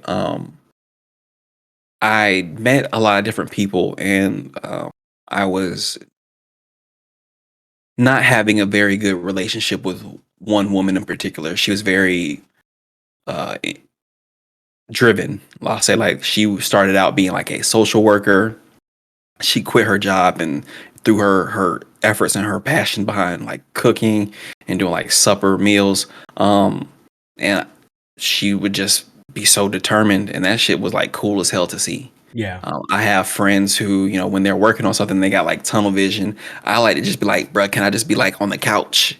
Because I like to catch a contact high off of somebody being locked into whatever it is that, draws their passion and stuff Yeah. like that. Um, but my friend at the time, she gave me a book called The Artist's Way. Okay. And I was like, okay, I'll just read this random book you brought me, whatever. And the first chapter was like, hey, so most people who want to be managers, they want to be managers because they want to actually be the artist, but they're afraid to. Right. I put that book down so quick, like, who the fuck? Who you think you are talking to me like that about me? Because I heard myself say it, but I didn't know it at the time. I'm like, well, what am I interested in? Like, you want to do this, you want to do that, you want to do all these things, but you just don't think you can. And so I'm the type of person to always focus on the deeper meaning. Why? I ask why about a lot of things. So, um, long story short, I feel like I came into understanding that everything that has happened for a reason, Mhm. not only for the development of my creative talents, but just like me as a person, Yeah. like things holding me back and um, things that I would fixate on as a child that made me angry and like maybe kind of understanding like maybe you are addicted to that anger. Yeah. Maybe you put yourself in positions that are going to let you down so you can carry that anger to carry you forward. But maybe if you switch that up on some Mhm. other stuff, I wonder what you could do then. Like if you change the battery from this to that, polar opposites, how would you move differently? So, Yeah. Yeah. yeah. And like I guess for me it's a little different because I grew up like my dad was a karate instructor. So he had me, punching and kicking the second I could walk Mhm, and got me into competing. So whether I wanted to or not, competing was in my natural nature. mhm, And in a way, you're performing. And that I feel like that from very early on, being 4 or 5 years old doing that, uh kept me into wanting to be interested in doing more stuff to where I don't think I even realized what I was into or doing at the time. I always played video games. I've always been a gamer since I came out the fucking womb. But it was always me trying to find it and doing stuff, whether it was playing sports, it was shit. I did fucking communications drama class. I, attempted to make, I was in a band, did making music, all types of different stuff, right? So it's like you have that, there is some form of creativity there, and there's also um that realm of competing and being a entertainer of sort. And I feel like as I've gotten older, Twitch has been the place that allows me to combine all those things into something. One, I'm not finna tear my ACL sitting at my desk. Um, and two is like I get to do something I always enjoyed that I'm just like I didn't think it would be possible to that I would be interesting to someone else in doing, which was gaming or even doing something like this, CWC. So I think that's the interesting part to where I met so many people who are, older, later 20s, earlier 30s, mid 30s, even 40s and 50s, to where Twitch has been a place where it's just like, it's something they've always been into, whether it's gaming or cooking like Buddha, or it can be crocheting or puzzles or whatever. And they've been able to find a community, a space to where like all the stuff they've been learning or feeling all their whole life, they can bring it to a central place and like express themselves in the way they want to. And I'm the type of person whether I got one person watching, 100 people watching, I'm gonna give the same effort, the same show, no matter what. I'm not going to go live if I'm not mentally prepared or ready to do what I'm supposed to be doing. You get what I'm I've saying? had to learn that. Yeah. There was definitely early on, there was a lot of times I felt like I forced myself to stream, and there's been times I feel like I forced myself. And this year, that's definitely something I'm working on. So I'm not going to do it if I'm not up for it, because then the quality is going to diminish. That's how I feel about artists that put out like terrible songs or music because they have to. It's like, damn, this isn't your normal quality. And I don't hit me with the line saying I was experimenting with new sounds, trying shit. No, we can hear your heart's not in it. So it's just That's like, what you was happens with better off not doing it. oversaturation. When you burn yourself out and you continue going, whether it be through contractual obligations or whatever it may be. Like, you can't release an album every year and still think you're gonna be hot even 2-3 years later, because it's just not the same. Uh, yeah, what's the last good Future project that your opinion, the last good Future project? I actually like Wizard. So I I thought think that Wizard might was be my pretty last. solid. I think that might be Yeah. one of my last ones where there are some on there. I feel like specifically with me, I'm very fickle when it comes to music. Like, I feel like there's only so much of drug and misogyny that is like, you can only do so much, bro, before it's like, all right, Yeah. cool. What else is there other than this? Because if it's gonna be the same thing, I'm gonna go over here to the dude doing a little different. I'm gonna go over here to the dude actually singing, and it allows for the they come, they go. But like, I worked in radio. I did radio in college, and because of that, I'm really like critical when it comes. I really don't even listen. I didn't listen to Migos until about right before Versace, and that's because like, when I hear a good song by an artist, cool. One song's cool. 2 songs, all right. But when we can do it consistently, now you have my attention. And now it's gonna be a thing where it's like, all right, I'm gonna see where we can go.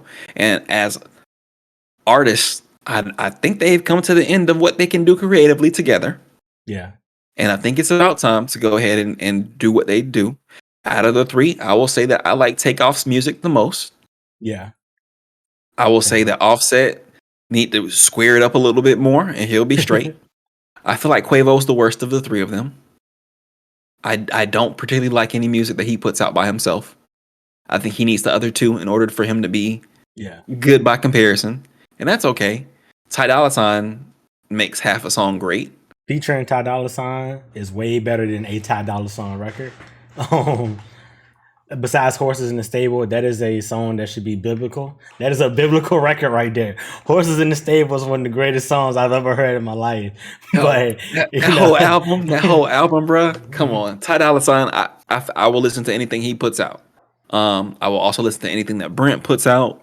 You just a toxic ass nigga, bro. I'm not. What's toxic about Brent? You listen to fucking Ty Dolla $ign and Brent Faiyaz. Have you not heard their lyrics? Not religiously. It don't matter though. Have you heard the content of their music? Have you heard what they sing about? Nigga stuff. Oh, okay. Exactly. You are a full blown. So I'm the only person that listened to Brent in the whole chat out of everybody. I don't listen to Brent Faiyaz, to be personal with you. It'd be like that. I guess for me, right? Because you mentioned something, and this has been a transition so smooth, and I'm gonna pat myself on the back for being good at this goddamn shit that I'm doing here, right? You talked about artists expanding, growing, doing other stuff, and like what you want to see from them is only so much of it they can do, right? That same shit applies to Twitch. Yeah, for sure. But I say that, right, because I keep it funky with yourself, bro. How many people do you follow, and you follow them because of this game or this particular substance, right? Then they start branching out and you don't go back there no more because them attempting to do that substance or whatever it is, it just ain't hitting for you, right? Mhm. So in the same breath as an artist, like to me, I don't want to hear Pusha T sing a single fucking love song. I don't want to hear no melodic shit from him. If he is not telling me about the bricks being fucking whiter than the styrofoam cup, if he's not telling me about the goddamn GNC with the hidden panels and the compartment from when he had to take that drive from Virginia to California, I don't want to hear it.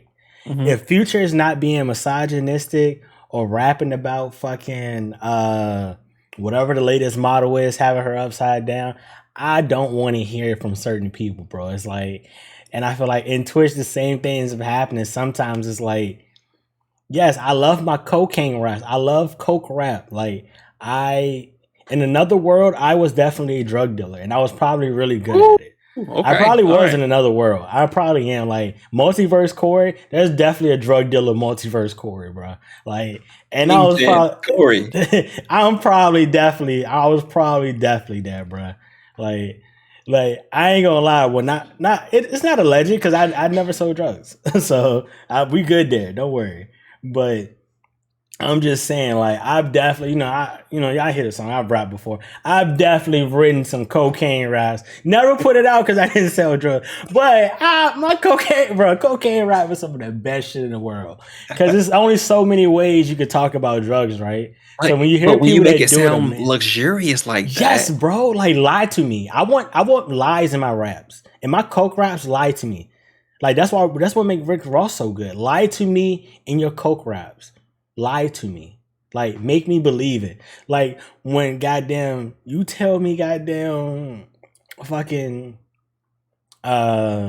you stepped on so many squares you would have swore you was making a Billie Jean record or some shit. Yes, my nigga. Like yes. Tell me about how you make your bricks light up like a fucking, you know what I'm saying? Like, give me that shit. But I also like the true drug rap and street nigga shit and all that. I don't live that way, but in me, it's an art form. Like, there is talent in that.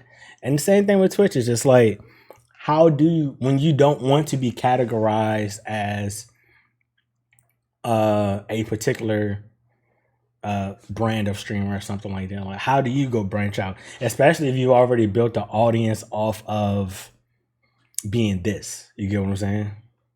I think it's easier for me because I switch games like every month anyway. Like I play story games, and so like I see a story through, then boom, we on to the next. Really, the longest story that we as a community have seen is like the Yakuza series because I'm literally playing all the games. I played like 6 of the games so far. Yeah, and there's like And 32, so you got a while to go. I feel like I'm gonna get the Yakuza 5 and I'm gonna end it there because Dio said Yakuza 6 ain't even good anyway. So I'm like, why waste the time?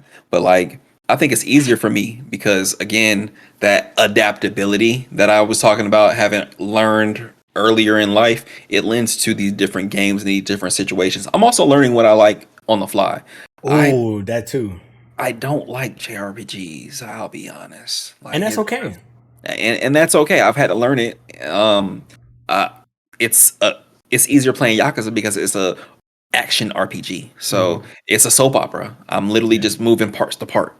But what's your favorite game series of all time?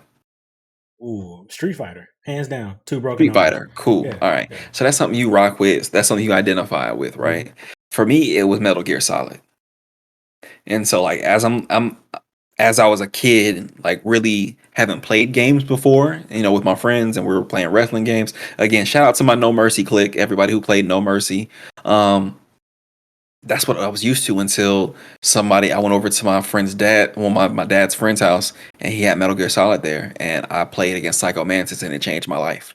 And then I realized, oh, I played Metal Gear like on NES back at my biological dad mama house back in the early 90s, 80s. Like, how do you remember that? That's like tunnel vision memory when you see a screen cap. Like, bro, I remember carrying a cigarette pack around in the game, and it happened to be that same game series, like for real.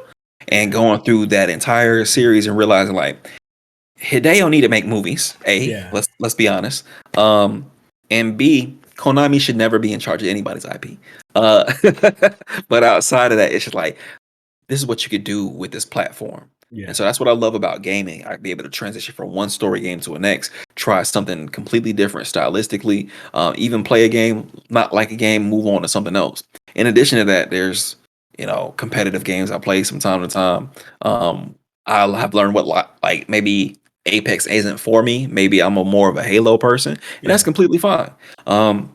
There's room for everything, I'm Yeah. following enough people on Twitch to know that people will play anything and people will watch you play anything. There's an audience for everything. Honestly, for me, I've turned my numbers off on OBS. I don't know how many people are watching me at any point in time. Same. I really don't even know how many subs I have because it's not anything that I'm trying to make or break.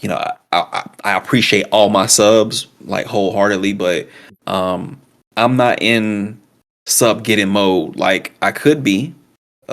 And at one point, I hope to set up the quality and have the process streamlined enough to be able to court that and make sure people stay around. And that's what the goal is, honestly, with the content, because I appreciate the camaraderie, I appreciate the company, and I appreciate the like minds. I've been a kid that grew up on the internet. I've been on the internet since AOL trial discs, by myself too. I was doing shit I shouldn't have did. ASLs in the AOL chat. I could have got Listen, man, kidnapped. you are a demon, Trips. I'm understanding, bro. Never would have made it. You was out here in the ASL chats. You was sending no subject emails. I just was too smart for my own good as a child. What was your email name? I was Iceman and some numbers. X-Men has been a constant in my life. Yeah. And at that time, Bobby Drake was it. So I was like, it was either going to be Bobby Drake or Iceman something. So my very first username was Iceman based. And then it grew from there. People are going to laugh at me. So you know who brought me really into like being a rap fan? Uh-huh. You have to guess. I'm going to let you guess. Chingy. No. All right, give me an area and I'll take an educated guess. Spaghetti. Eminem? Yeah. Like, I listened to rap before, but it didn't resonate with me. And I was an angry child. I had father wounds that I needed to get through. Okay. And the anger in Eminem music is what I identify with. And the skill. I think a lot of people be talking, but up until Encore, Eminem was a very skilled rapper. It still is. Music just sucks. I don't want to hear this, bro. I don't care about none of that. I mean, he's showing his technical ability, but the shit ass. It is what it is. I would listen to Twista rap technically before I listen to you, bro. And Twista, shout out to Twista Legend, but I don't know, bro. It's not palatable anymore. And also as an adult, I'm like, man, whew, I get it. Yeah, I get it. It's a lot of angry shit going on in this music here. Yeah. But it was a bridgeway for me to a lot of other stuff because, storytelling being my thing. I love storytellers in rap. Nas is one of my favorite rappers of all time. Yeah. And living through a Nas resurgence in 2020, 2021, 2022 is crazy. So good. It's so good. Nas on Christmas morning is nuts to me, but I'm able to do that and remember back in the day that when Nas dropped that Moment of Silence, what was that, the Streets Disciple album? Yeah. That was around Christmas time. I remember riding around that in high school, on his own track. You never heard him from again. You know what I'm saying? So smoke Nas on that shit. I was the cat that had like hip hop on my class ring because like I would just listen to lyrics all day. But at the same time, nobody put me on. I had to learn shit myself. I can share this. So I'm a little younger than you, and most of the years I grew up, I personally didn't have the internet until I moved with my aunt and uncle in the 10th grade. So 10th grade is when I really started having it, when I started internet gaming. Everything before that was just me at the crib playing by myself. And high school I went to in 9th grade, they gave you laptops. Ooh. So yeah, gave us laptops. So that's when I discovered Dat Piff. Mm-hmm. So prior to Dat Piff way for me, the only way I discovered music, it was all old stuff or whatever my aunt and uncle would buy. Because my aunt and uncle had the classic big ass book of CDs.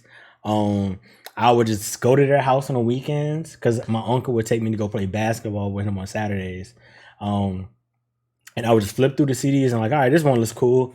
Let me listen to this and see what this sounds like.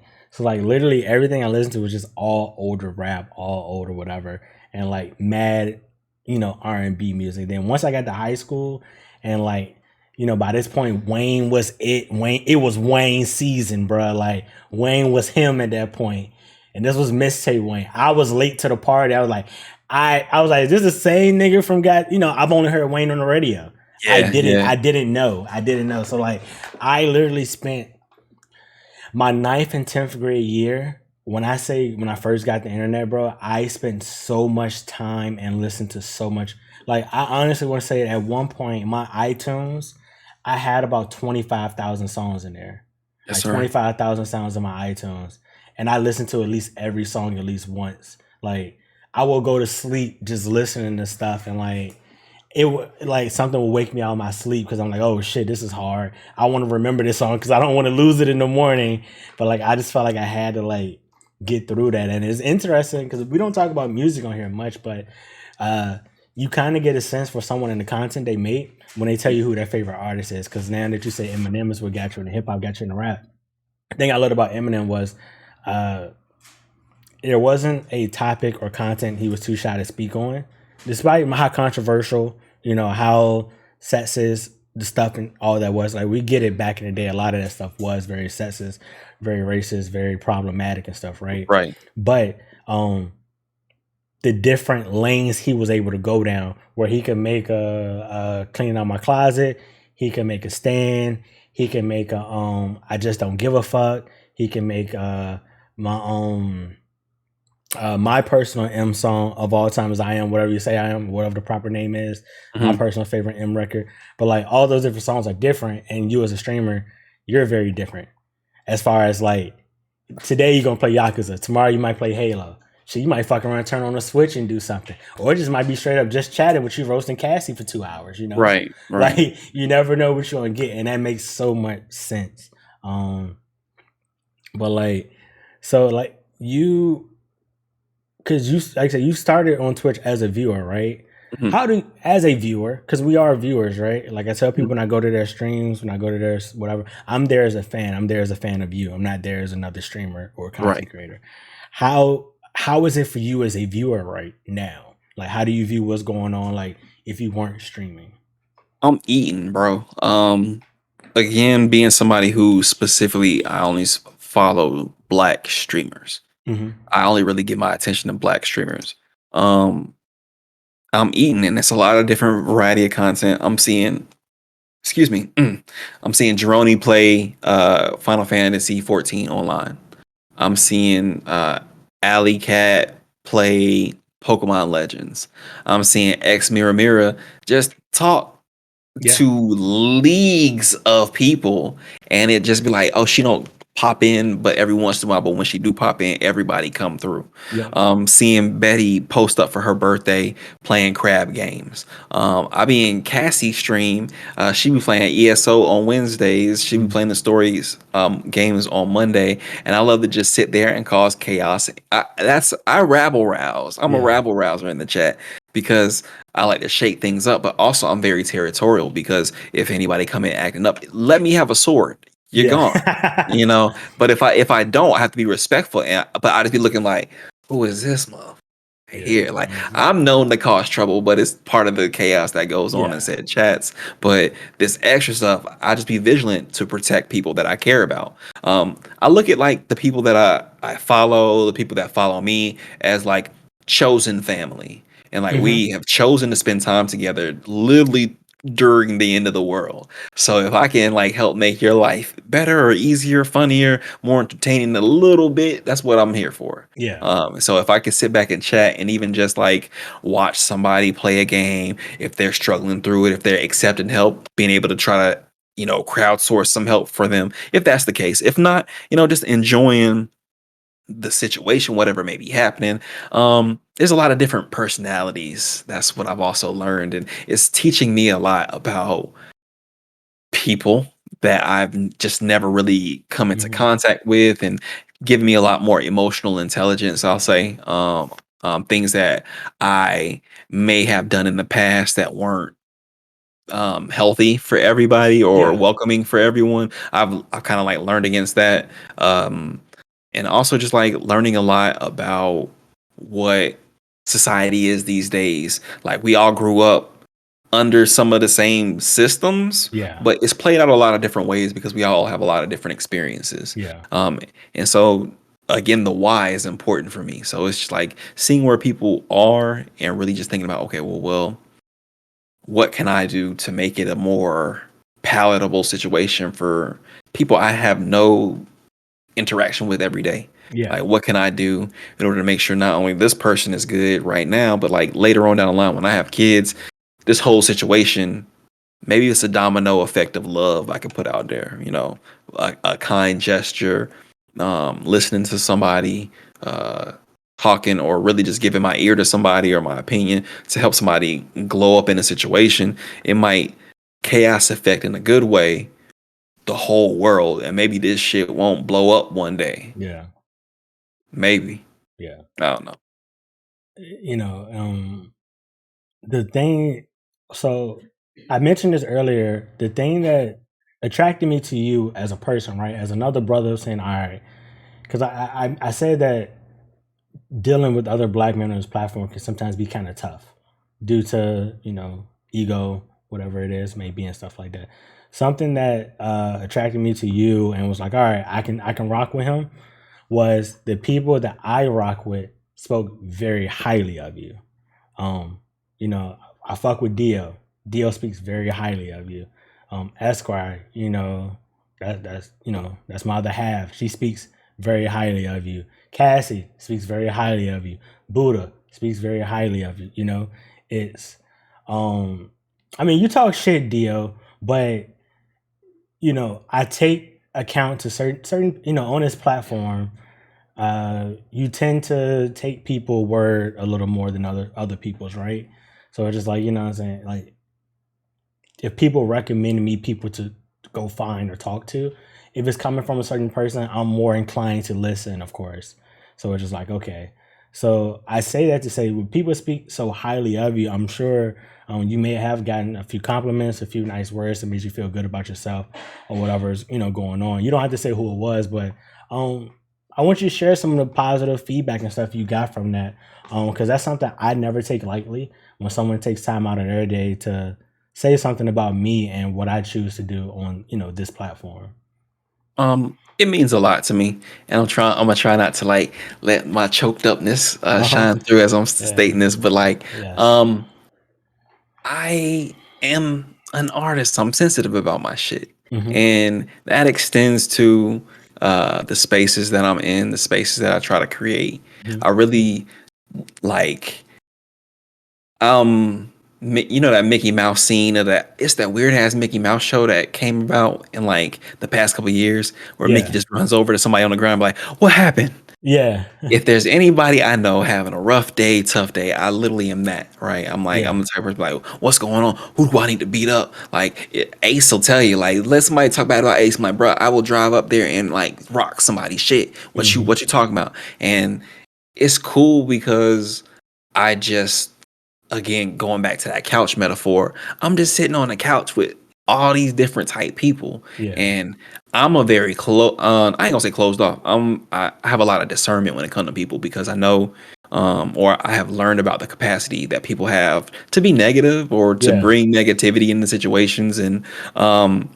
one thing I'm me being present in the moment, I guess, a little bit more often these days. One thing that's important to me is just like keeping good, being custodial about the energy around me. And Hmm. like, it's people that like say little slick stuff here or there that you might like think about real quick and like maybe put it out your mind and keep it moving. But then like it's an accumulation of things. And like they be telling on themselves that they should not be within the circle, you know?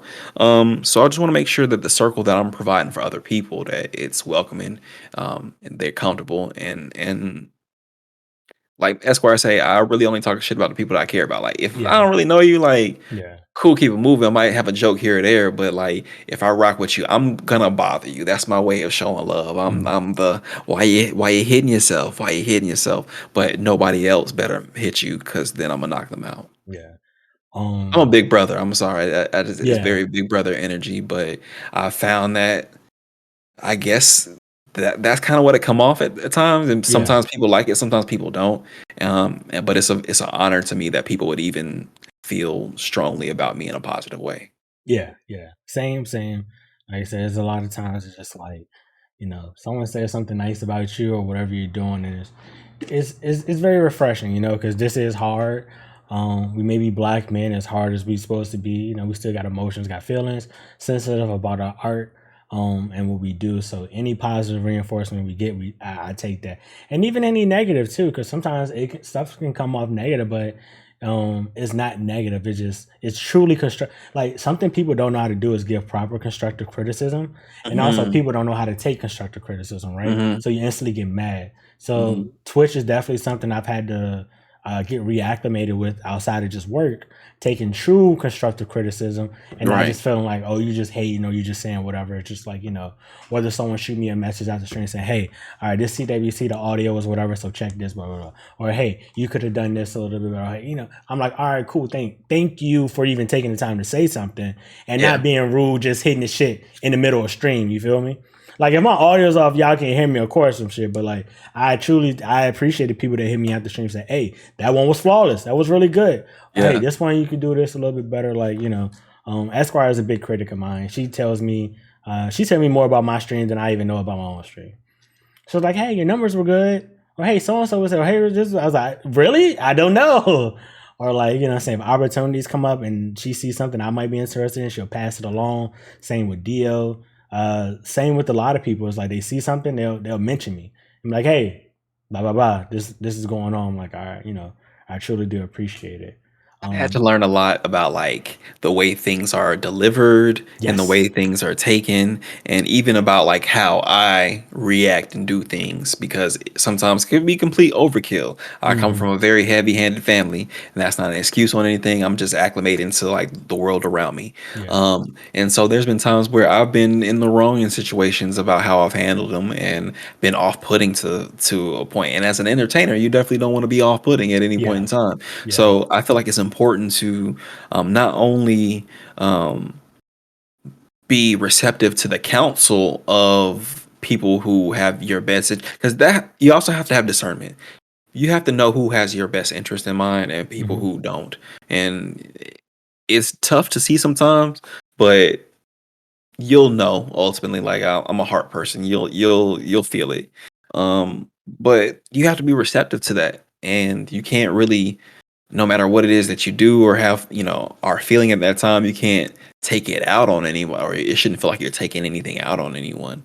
And that's important. Everybody wants to, like, somebody chose to click a link that led to watching me play video games. Right. And if I'm contributing to them having a bad experience, that's something that I need to think about why, what kind of mindset am I in? And just like Mm-hmm. honestly assessing, like you said earlier, like if I'm not in the right mindset to stream right now, why hit go live? Is that Yeah. quality for anybody else? Is that gonna be quality for me? Am I gonna feel good about it? When I Mm-hmm. hit in stream, I want to be buzzing off of the fact that I had a good time with y'all talking to Yeah. stuff, and the game was fun or the conversation was fun, and we sent it over to somebody else that was having fun themselves. Mm-hmm. That's what it matters about to me. Yeah. Dio asks, we've been including music into our topic. He wants to know what's the album, band, artist you recommend people should listen to. Can you answer first? Sure. Right now for Black History Month, I'm actually have a thread on my Twitter page. Every day I'm posting a new artist that I think maybe you've heard of them, maybe you haven't. That I think is actually dope. So far in that thread, I have Joyce Rice. I played her album on stream not too long ago. I have Gallant in that album, one of the best R&B voices we have this day. I have Victoria Monet. I've spoken very highly of her on there. I got the dog Chris Crack on there. Shout out Chris Crack. I have Stove God Cooks in there. Gotta have my cocaine rap. So every day I'm adding somebody, and I'm also linking you either to their project or their page on Apple Music. So I'm doing that every single day this month. I'm trying to keep up with it. So definitely check out that thread. I'll put it in Discord so you can keep up with it. And I try to also quote tweet that, hey, I've updated the thread every time I post something new. So you'll have 28 new artists to potentially go through if you're looking forward to. So I'm gonna try to keep, I'm keeping it R&B, hip hop, keeping it Black for Black History Month, but that's a good place to start right there. Okay, that's dope. That's dope. Hmm. For me, I would just have to preempt it with I literally program radio. So what mood you in, depending on what mood you in, I got something different for you.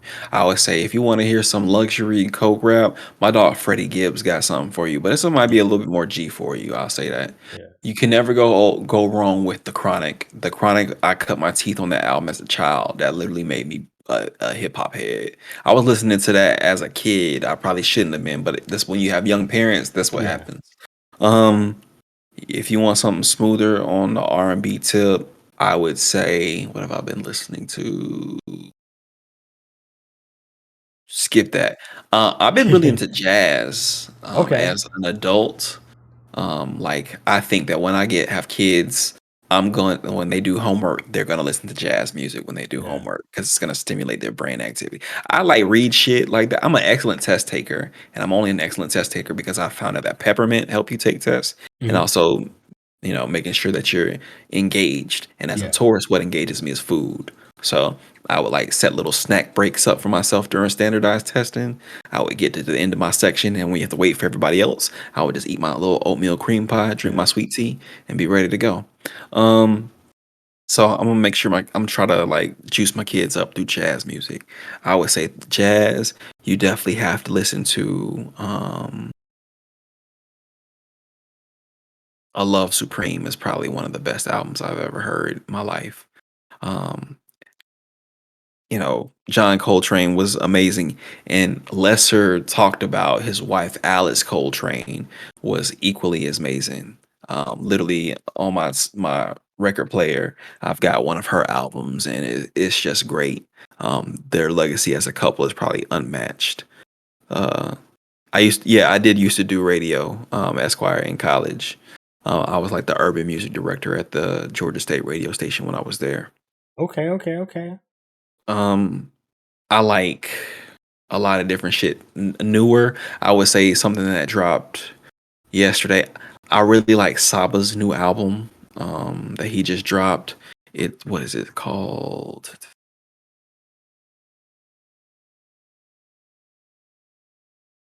Few Good Things. Yeah. I really like that album. Saba as an artist, I've kind of watched him grow up since Bucket List Project. Really proud of that album. But like we was talking Coke raps, Pusha T, Hell Hath No Fury is a perfect Coke rap album. I'm Period. Not You Rappers is one of my favorite rap songs of all time, bro. That's one of the greatest. Like that is and Malice goddamn ripped everybody a new one on that motherfucker. Yeah, Like for I wish sure. Malice still rap, but He does Jesus rap now. I want Coke rap, bro. I'm sorry. Yeah. Raekwon, Purple Tape. Yeah. I had to go back, and again, these are things I had to go back. Like my dad would like focus in on a lot of things when I was growing up. So he was really into like No Limit, all of No Limit when only some of it was good. Let's be Yeah. honest. All of Cash Money when only some of it was Yeah. good. And then like I think the last album that we might have shared together before I was on my teenage I Do What I Want shit was like volume 2. Yeah. And maybe that was my introduction to Jay-Z, but I really didn't own it until like high school Black Album when he retired. But I had to like find stuff myself. I went through a really rebellious like MTV phase. I got into like I ain't gonna say into rock music, but I'm a fan of Linkin Park. Turn Rest in peace, around and Chester. die. Like on that for real. And it was my rebellion because I mean, a black family, you ain't supposed to be listening to that.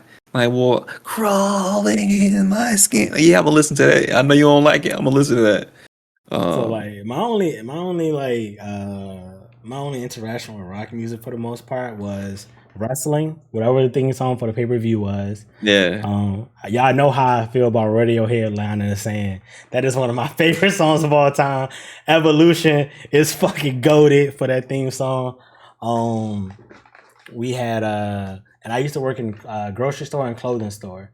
So I heard the same fucking songs all the time. So like it wasn't even like a lot of rock music. It was a lot of fucking like what's that group name? The Paradise, a lot of Three Doors Down, a lot of oh my god, what's the other one? The Script. Like a lot of John Mayer shit. So like I didn't even like I never truly got into rock. The only time I really heard Linkin Park was the mashup album with Hove. Hmm. That's the only my very first stereo I ever owned on my own. That CD came with it. Like it was a Jay-Z and Linkin Park mashup. It came with it. So like that was the only Linkin Park I ever heard Yeah. whatsoever. So I think it was just the era. I mean, I'm a mid to late '90s is kind of when I kind of grew into like I transitioned from like Nickelodeon to MTV. Right when like the Real World was really popping off. Like grew up, cut my teeth like on Daria, like anything that was on MTV. I watched MTV literally all day. Yeah. Like, that's when like Celebrity Deathmatch was on. Yeah. They had I don't know if y'all remember the Lyricist Lounge show back in the day, but like MTV was the shit to me because like in the morning when I was getting ready for school, they would just play videos on. So like I would get up, I would watch the news just to see what's going on really, and then I'll flip to MTV and just like listen to the music while I'm getting ready. So Yeah. you'll go from like Most Def Umi Says to Papa Roach real quick Yeah. to NERD real quick. And so like I might be getting dressed and doing something, but again, like I hear what's going on, and anything that came out in the late '90s and was on MTV, I gravitated towards. So also like where I lived in Hawaii, that bubblegum pop stuff was really prevalent. So Yeah. like everyone I went, like I didn't go to school with many black girl, or I wasn't in the circles. I was in the circles with like little Asian girls that was listening to Backstreet Boys and NSYNC and stuff like that. So Yeah. like I was being subjected to that, and on the opposite end of the spectrum is some of this angry rap rock. Corn or Papa Roach or Linkin Park. I really only got into Linkin Park because of like Crawling and In the End. But I moved from Hawaii to Georgia, and the very first song I heard after we drove from LA to Georgia, and that really like changed my life, was 85 by Young Bloods Bro, and one of Big the Boy. greatest songs of all time.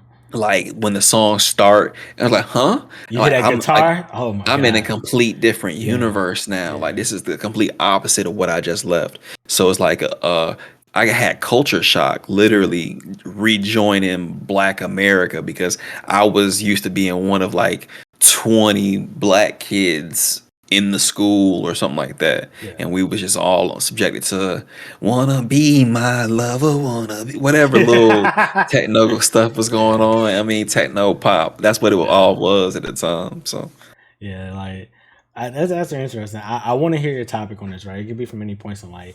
mhm. These don't have to be your 5 favorite, right? But give me 5 albums that you would say kind of help or like change your music opinion, or meant something to you at that certain point in time in life. Like See, I have a I few. know You I ain't got to knew give me. questions It like can be this more was than 5. coming. It can give me more than 5, but I'm just saying, like, give me something that's like you're like, you know what, this shit was different. That shit was different. The funny part is I actually made this list a little while, not like a couple years ago. I was like, somebody's gonna ask me this question one day, and it doesn't make sense that I don't really have an answer to it. You are so PR trained, bro. I don't like it. This is actually kind of disgusting, to be honest. I'm sorry. I hate that for you. I Aquemini Outcast. Okay.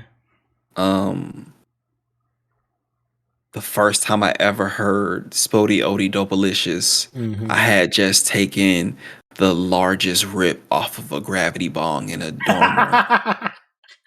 Like my lungs were hurting, and what brought me back to okay, this pain is immense in my chest was those horns. Yeah. And being in this like haze, I remember it was like blue and green lights. I heard the rest of that song, which was perfect because it really described a lot of like my freshman year. Yeah. And then I stumbled down the hallway and I felt like the molecules of the floor and the carpet were enlarging and pulsating the entire way down the hall. Yeah. I get down the hallway to my room, and my roommate's like, "Hey, I just made a whole bunch of pancakes. You want some?" And I'm like, Fuck God, yeah. God, what is going on?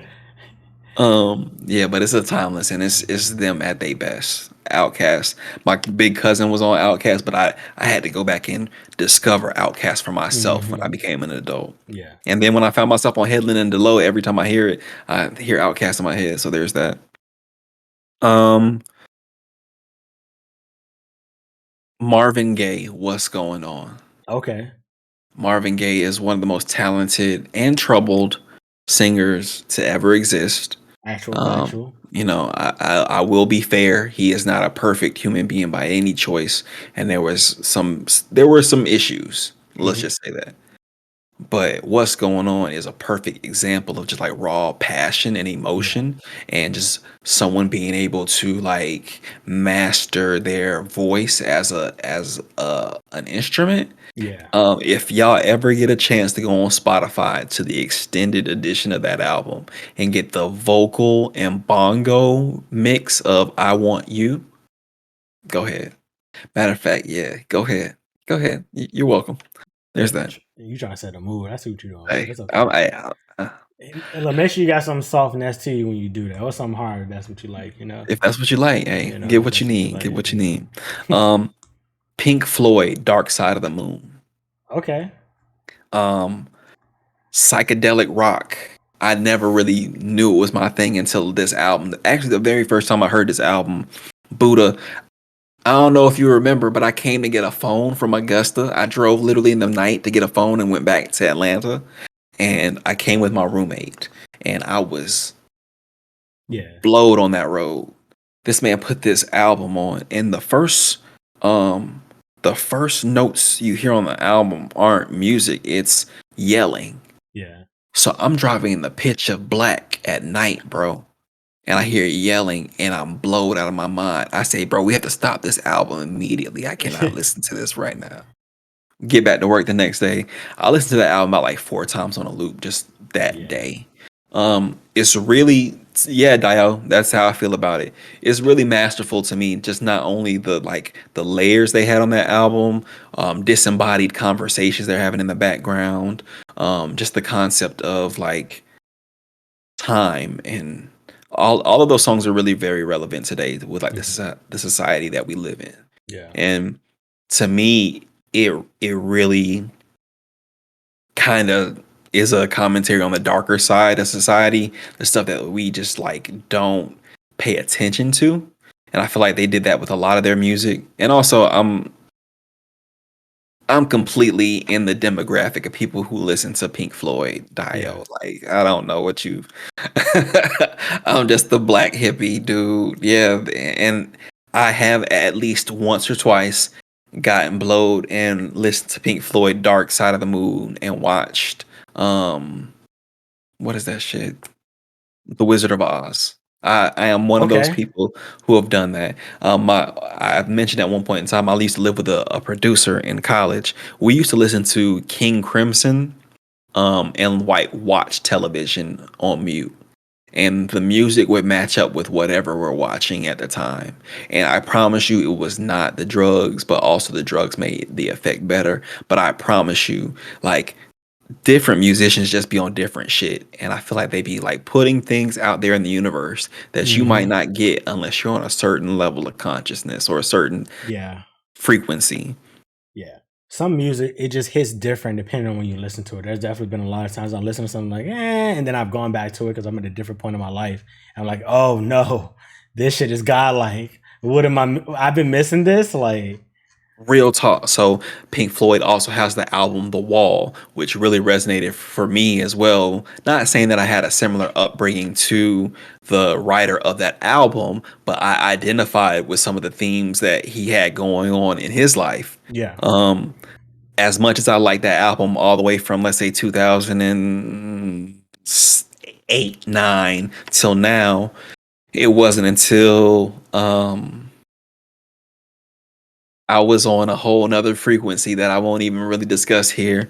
I was on a whole nother frequency and I watched that movie that I've owned for 10 plus years. I've watched it at least 10 times. I watched it on a complete another mental stratosphere, and the Hmm. movie made perfect sense for the first time ever. I really understood not only some of the wild like decisions they made with things melting on camera, the visuals. You had to be on that wavelength. I'm like, bro, y'all was thinking about this in 1965. Yeah. Like, damn, here I am in 2020, 2020 during the pandemic, and I understand exactly what you mean. It's wild to me, and Pink Floyd does that for me. Okay. That's three. Hmm. Um, I was gonna say Lupe Fiasco, The Cool, which is an amazing album. And if Okay. you ever want to hear somebody rapping, Lupe Fiasco is a person I think you should hear rapping. Although I would recommend Tetsuo and Youth over that, but I won't. Amy Winehouse, Back to Black. Okay. Amy Winehouse. I fuck with Amy. Everybody remembers Rehab, all those days, but Yeah. her story is just very it's sad to me.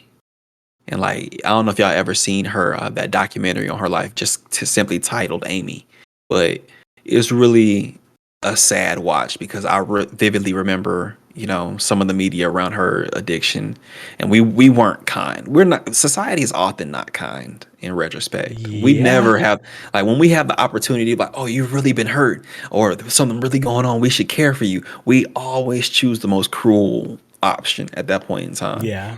We've done it with everybody, and certain people have been able to, like Britney Spears, bruh. She survived, dog. Everything she had going on, she survived. I respect the shit out of her.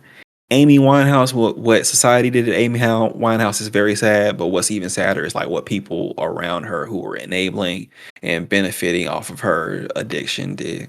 Yeah. That album is really sweet in the fact that she's singing her ass off, but it's also really sad in the fact like that was both her, her breakthrough and what she's most known for the fact that ultimately her troubles got the best of her. Yeah. Okay. Was that 4? That's four. That's four. The Okay. last one is gonna be NERD, In Search Of. Okay. One of those albums that I came to know off of that morning, getting ready for school, Hmm. and listening to MTV. Rockstar was pretty cool. I was a huge Neptunes fan, production wise. Yeah. Neptunes is one of my top production groups of all time. Um, and again, it was just that angsty rock shit, the mix of the rap and rock. But like, it's a deeper album with like a lot of deeper, like Bobby James, a song completely from the perspective of a fiend. Some of the shit they were talking about was a little grungy version of rap shit. It was just, all right, we're gonna turn the genre a little different. And then that first album, it was played by a band called Spy Mob, if I'm not mistaken. Yeah. And they were a pretty good little grunge or a little rock band themselves. So they were playing all the instruments, and really all Pharrell and group had to really worry about was the lyrics and getting the song together. And I think they did a really good job on that first album. It's one of my favorites before they got kind of Okay. poppy on me. So yeah, that's me. A little bit of rap, a little bit of rock, a little bit of R&B and everything else. So Um, I'll say one for me would probably be Reasonable Doubt. oh Um, yeah. that was the first album ever I learned front to back all the Hmm. words. Of course, just, at the time I listened to it, the subject matter I was nothing about it, but me being someone that was interested in being a rapper, learning to rap and all that, I thought it was just so amazing to hear the samples, just um like regrets, the evils. Yeah, it's like, coming of age, like all of that is just like not even like, and I'm not even gonna get into how I feel about dead presidents and feeling it. Like Bruh, the I didn't listen like, to that album until I was a senior in college. oof, man, that was like I was in middle school, 7th grade, taking the bus rides to go play hoop, and I'm listening to Reasonable Doubt, bro. Mhm. Like that was me. Like when I found that album in my aunt and uncle stash, bro, I was like, I listened to everything Hove after that. And you want to know what made me want to go look into Hove though? Blue Streak. If you Diamonds Are a remember, Girl's Best Friend. yes, that was the song. that made me want to dive into Hove discography because I really like that song. I was like, oh, this is catchy, this is cool. But then I heard Reasonable Doubt, I said, nah, this is different. Yeah. This is who this is. See, and that's the shit I miss. You know, you spend time in Germany, you spend time in Hawaii, and it's completely different. Hell, when I spent time in Louisiana, that's when I discovered chopped and screwed music. Mm-hmm. And it's like it's completely different and it's in its own lane from everything else. So when you down there and you listening to that, I mean, you ain't listening to what's popping at the time. So like, I really wish I could have gotten that Reasonable Doubt experience like, younger on. I remember seeing Jay-Z. What was this shit off of Volume One, Sunshine? I remember seeing that video. I'm like, damn, this bright. Like that's how you gonna come out the post Biggie, post Pac era with this bright ass video. But hey, Reasonable Doubt is a classic though. No matter when you listen to it. I would probably go 8701. That was around the time to where just like, you know, young Corey, it was just like that's when I like got into girls. Like I was actively seeking like attention from girls, like talking to girls. Like when I first knew it myself, like, nah, yo, like women dope. I like this. This is like this, you know what I'm saying? Like that was like me. Hearing that album, I was like, all right, okay, 8701. So that holds a special place to just knowing, like, all right, I know that was when I was like, all right, you know. What's up, ladies? Yeah, you know, Val Venus, you know.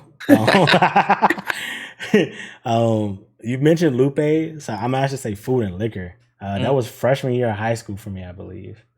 Yeah, Food and Liquor was freshman year of high school. And it was so different to hear somebody rap about the shit I was into from video games. I tell you this all the time. Skateboarding has always been like my favorite sport, like S game style shit. Skateboarding, BMX, snowboard. I love it. I never do it myself, but from a viewer standpoint, I fucking love the S games and extreme sports in general. So hearing Kick Push to me was like the shit. Real quick on that note, shout out to what's bruh with the red hair, the snowboarding dude, Shaun White. Shaun White just officially retired this Olympics. Bruh still doing it at 35. He's been doing it literally since I've been a child. I think, yeah, Shaun White been doing that shit since he was a teenager. Insane. So this is his last competition. Shout out to him, man. And just on that note, I had to say that. Go ahead. Yeah, man. All the redheads retiring. Travis Pastrana, you know what I'm saying? Shaun White. You know, rest in peace, Dave Mirra. I was global warming. Fam, I had the Dave Mirra video game on my Game Boy, fam. Like, I was that much of a fan. I had every Tony Hawk game. I play all the skates. Like, so yeah, that was Lupe definitely spoke to me at the time where I felt like I was in that nerd area, not misunderstood, but like misrepresented and all types of other stuff. But right, you're into a different. Yeah, I mean, you're into everything, but it's a more broad variety of things that you're into. Yeah, and I know I probably catch some flack from this, but this is speaking on behalf of the music. But Joe Budden's Mood Music 2 and 3 was around the same time as Lupe. So I'm gonna throw that into that next slide of like those two mistakes, which was technically albums, like full blown albums, is some of the best rapping content.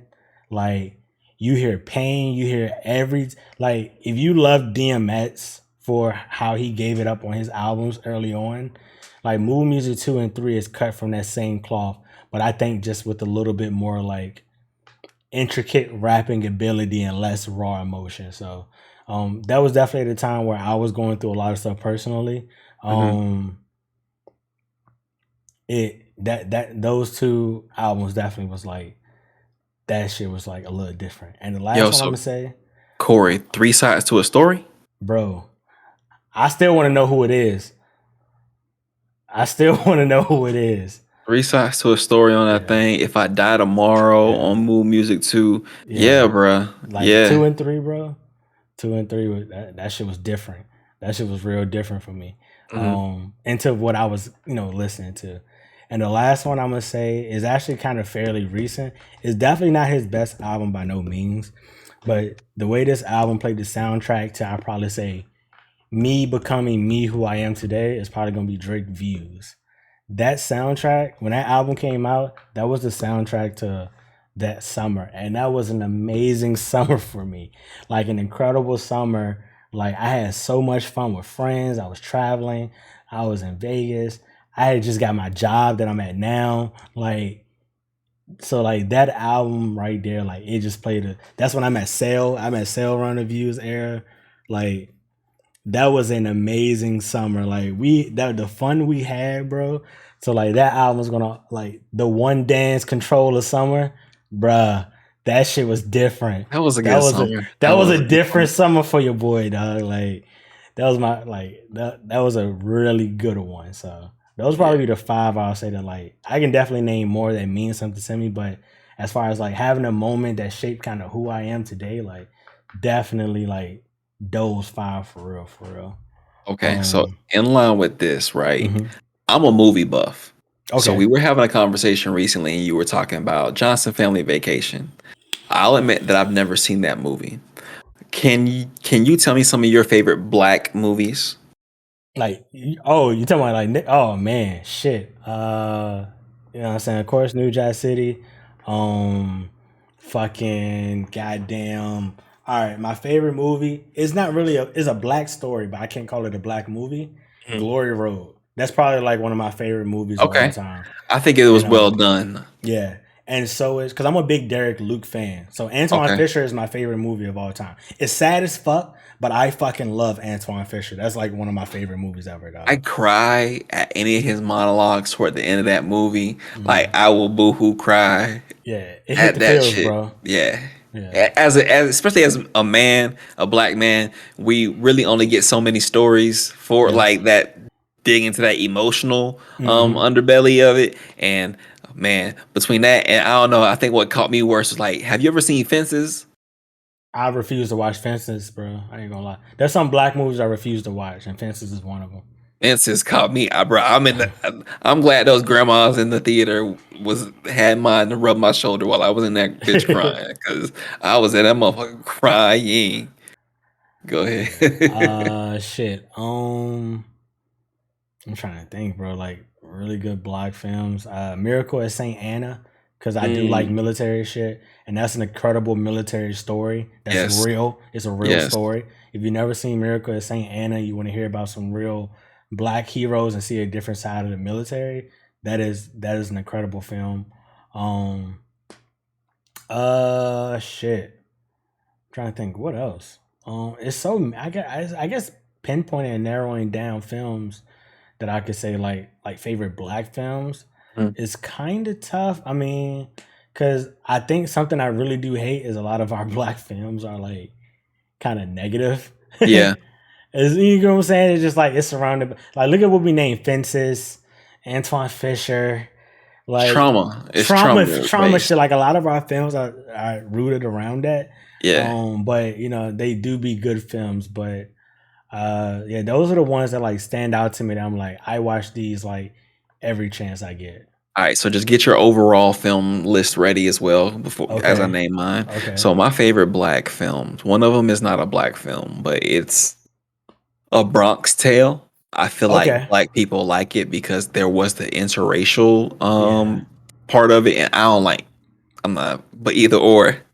Let me shut up. All right, I would not normally like that, but honestly, I feel like bro was operating from a sense of, well, I should respect her because she's beautiful as shit, and she was like, old girl from Belly. Oh damn, what's her name? I forgot Yeah. her name.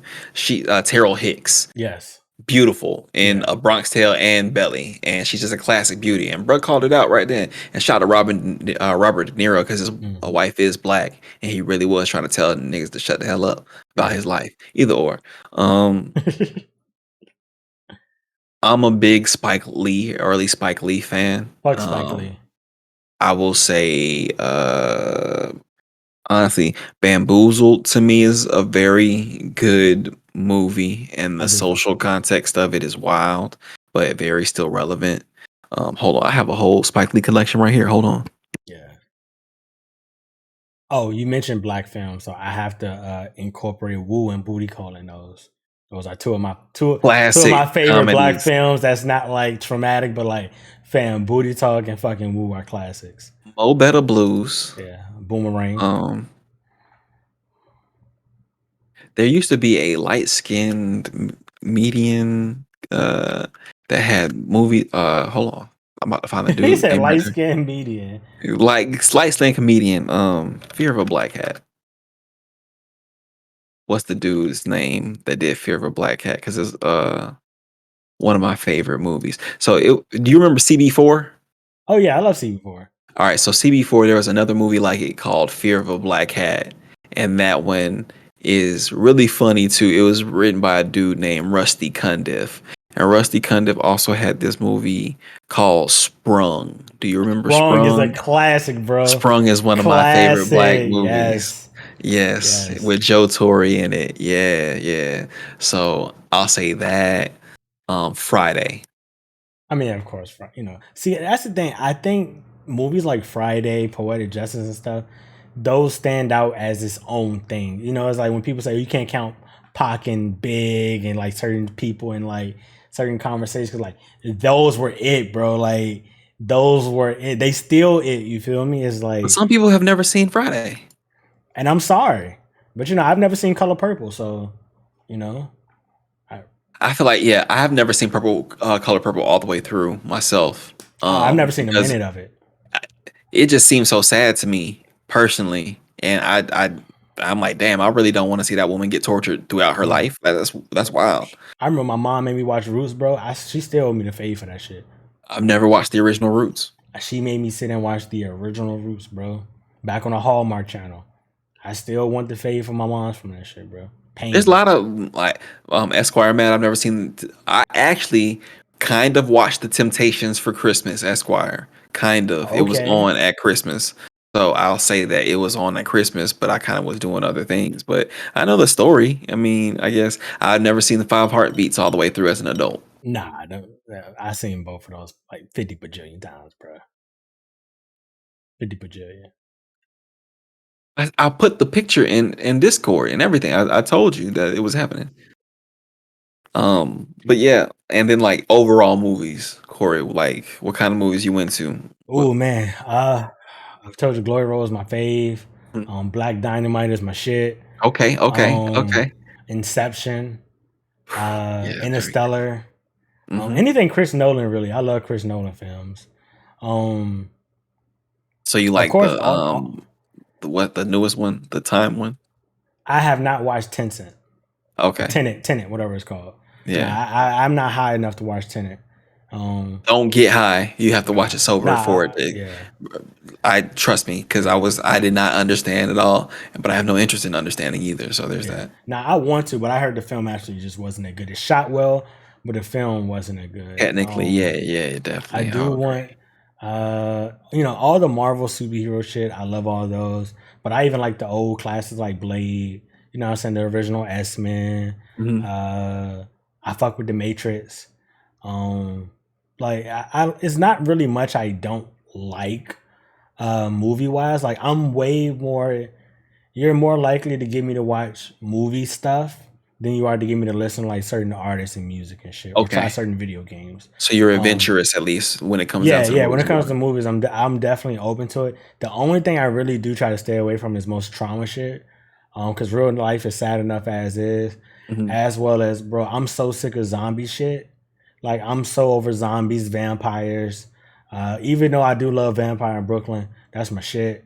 Yeah. But like, God damn it. I'm over vampires, dragons, zombie, post-apocalyptic. Like, fam, have you not seen the news? I'm good on that, bro. Give me some. What dragon movie you done seen? Like, bro, like anything with dragons in it, don't even fucking matter. Maleficent, whatever them fucking shits is, dog. Like, I watched Game of Thrones. I don't need to see more dragons for a long time. Yeah, Like, please. unless we're make talking Enter the dragons. Dragon or, you know what I'm saying, The Last Dragon, I'm good. But like, bruh, it's played out. I'm not a big horror guy. Okay. I think because it's always silly. It's very rare horror is done well.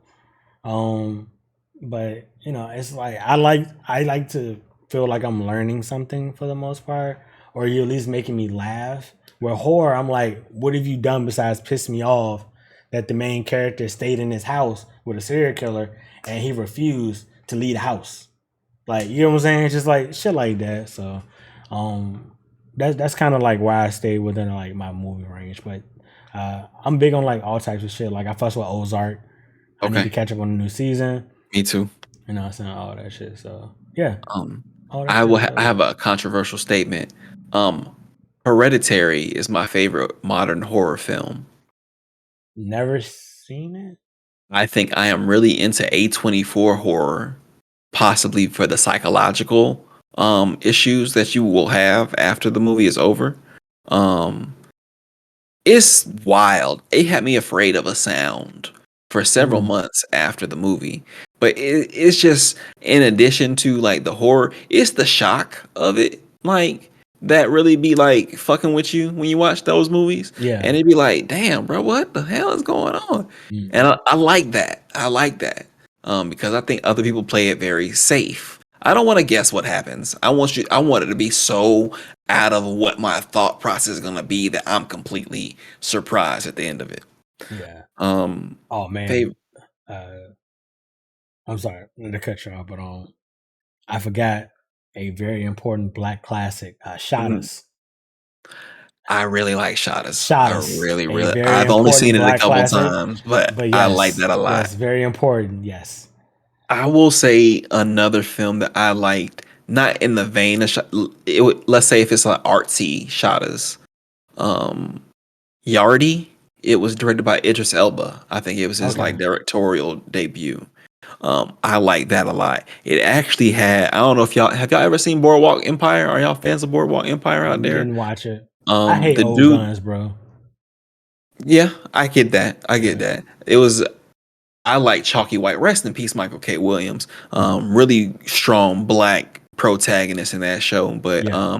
Al Capone, the dude that was Al Capone in Boardwalk Empire, is a white Jamaican dude in Yardy, and I'm fucking still shocked. It's him because the accent is crazy. It wasn't Chet Um, Hanks. no, it wasn't Chet Oh, Hanks. It okay. really like if you closed your eyes, you would think that the man was a R complexion, but Yeah. he's white, and there's white Jamaicans out there. So shout out to the Yeah. white Jamaicans. So that just made the character even more compelling because it's a white Jamaican dude with the proper patois and everything. It was crazy. Um, uh, the Prestige. Yes, man. That's why I actually thought about watching that last night. I've only seen it once, but I really do enjoy that film. Yes, when you talk about Christopher Nolan, The Yeah. Prestige is one of my favorite films of all time. There's older movies I like Little Man Tate. That was about a boy genius. Don't ask me why. Really well done by Jodie Foster. I kind of like slower movies. Yeah. The Social Network. I like dialogue a lot, and a lot done with through the emotion through said dialogue. Yeah. Um, Oh, I fucks with Wolf of Wall Street. Like I like movies also that tell real stories when it's well done. I thought mhm. Wolf of Wall Street was really good. I mean, I know Django not a real story, but Django should be a real story. That movie was godlike. I was talking about Django with my barber this morning. Django is Django is one godlike, of my bro. favorites. Yeah, Yeah. definitely. I have problems with both Martin Scorsese and Quentin Tarantino for their fascination with the word nigger. Yeah. I guess people talking about Joe Rogan right now, but I'm like, can you tell me why there's never really any black people in Martin Scorsese movies, but he always got to find a reason to have one of them call us out of our name? Like, come on, dog. Like, it's a gangster movie. We ain't even in the movie. Why you got to even talk about us like that? That's crazy. And we love the movie. Yeah. And it just is commonplace. Me and Lola watched damn Taxi Driver. It wasn't damn black. It was hardly any black people. The dude was like latently racist, like for some reason. And it's just like, for what? Like, what is y'all problem? What is y'all fascination? So for that reason alone, I don't really like. They are really good directors and they make good movies. But I just be like, man, all right, I guess to most of they shit. That's just me. If I can't fuck with you, I can't fuck with you. It ruins it to me. Um, I don't know, man. I mean, other than that, you got your big Big blockbuster movies you had blockbusters, when yeah. we was kid, like Independence Day. Everybody loves some Independence Day. I Um, don't. I like it I don't fuck with hold Will up to Smith, me. but like yeah, it was alright, you know. I haven't watched it in the past 20 years. Nothing Yeah. like that. So, Yeah. favorite kid movie was Mine was Blank Check. Blank Check was Blank Check was my favorite movie as a kid because I wanted that lifestyle, bro. You bring up Blank Check, I'm gonna bring up Richie Rich right there, bruh. Yes, Macaulay Richie Rich, Culkin bro. back in the day. Yeah. For that same effect, Lost in New York is one of my favorite movies of all time. Home Alone 2. But mine was The Brave Little Toaster. Okay. Yeah, deep cut, nigga. Okay. I think I've only seen that shit once. Had the tape. Y'all remember Rockadoodle Doo? It was some chickens and shit, and the nigga thought he was Elvis. It was Yeah. wild, bruh. See, Animation back in the day when we had options was great. yeah. See, Now it growing up only for come from me, Disney. I watched a lot of more shows than the movies. So like I was big on Johnny Quest, fucking Ooh, Speed Racer, okay. Transformers. I watched every Power Ranger up until them niggas became ninjas and like the real TV show. Like I was big on like a lot of that type of shit growing hmm up. So like Ninja Turtles. Like I like ninjas. Like I like ninja type shit. So Three um Ninjas. Three Ninjas, bro. I love all of them. Three Ninjas Strike Back. Fucking I forgot the other one name. Surf Ninjas. I love Surf Yeah. Ninjas. But there was a different cast. It wasn't the Yeah. same. I just like the Game Gear and the game like the Game Gear element like back in the day. Gaming was really, something you either did or you didn't back at that time. But I feel like it was more accepted back in the 90s. Like everybody Yeah. had a Sega Genesis or a Game Gear, whether it be like Madden or something like that. Hmm. Um but I remember when I lived in Germany, bro. I swear esports was a thing back in the day, like in the It early was, 90s. bro. It was. Just They not as had whole prominent. television shows about people like trying to speed run games or play Hmm. the game like Bomberman, and everybody was watching people play the game online competitively with other people. And little did I know, 30 years later, that I would be participating in some form of that, just with different games and different platform. Yeah. I played I was big. So you mentioned like talking about MTV. I didn't watch a lot of MTV. I watched a lot Mm. of MTV Jams. So my Okay, TV yeah, wasn't on MTV Jams. I was on G4 back when G4 was G4. So it's just like I learned there. Like I saw that, and I learned about tournaments because if anybody shout out Barnes and Nobles or Books a Million, shout out Books a Million before books Barnes and a Nobles was a million. big Let's thing, go. and they used to have Yu-Gi-Oh tournaments, Pokemon tournaments, and then like locally they would have Madden tournaments and all types of shit. So I knew people was getting paid off gaming. I didn't know it was as big as it was. And shout out ESPN for putting on the Madden hmm bus. Yep. I used to love the Madden bus.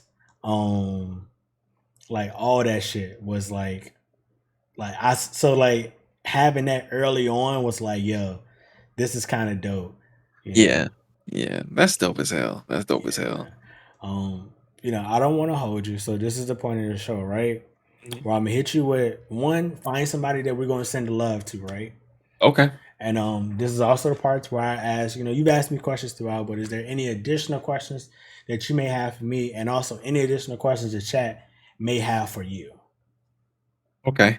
While chat gets their questions together, I will say, I think Cocktails with Corey is a novel idea, and I enjoy your perspective in the questions that you ask. And I've watched with you and Flash, so y'all's dynamic together, I really do enjoy it. If budget, time, all that was no issue, what would be the ultimate vision for a Cocktails with Corey platform in your eyes? What does that look like? Completely blown out with no frills spared, no Yeah. money involved whatsoever. That's no object whatsoever. Oh shit, bro. You know what I'm saying? You can call me Blicky Lake, Slimmy Kimmel, Bronan O'Brien, you know what I'm saying, Maury Hovich, you know what I'm saying? Like give me a real show.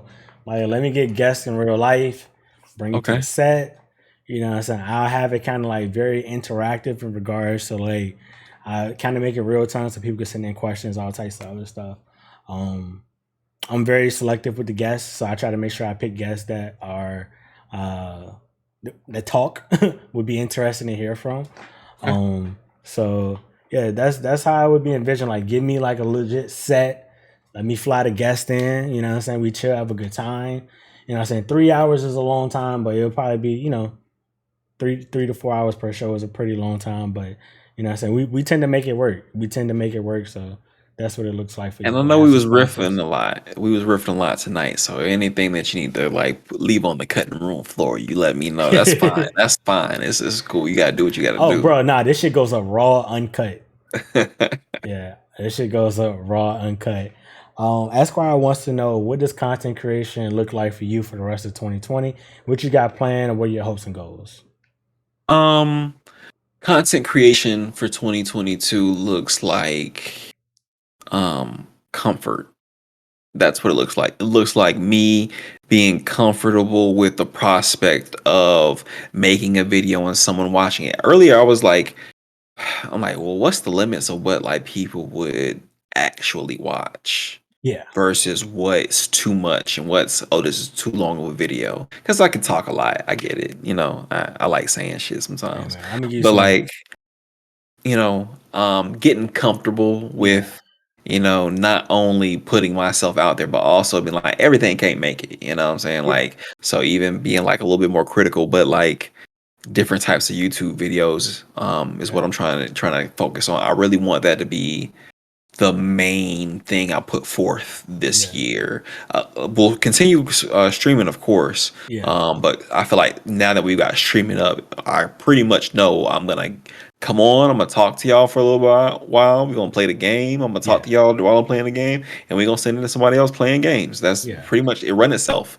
The timing is just what it is. And I yeah. also have to allow for me to have self-care time in that. Sometimes I Mm, just won't stream. Sometimes I'll make the decision to, you know, maybe stream in Discord only, or maybe like just play games offline some yeah, nights. It's completely up to me.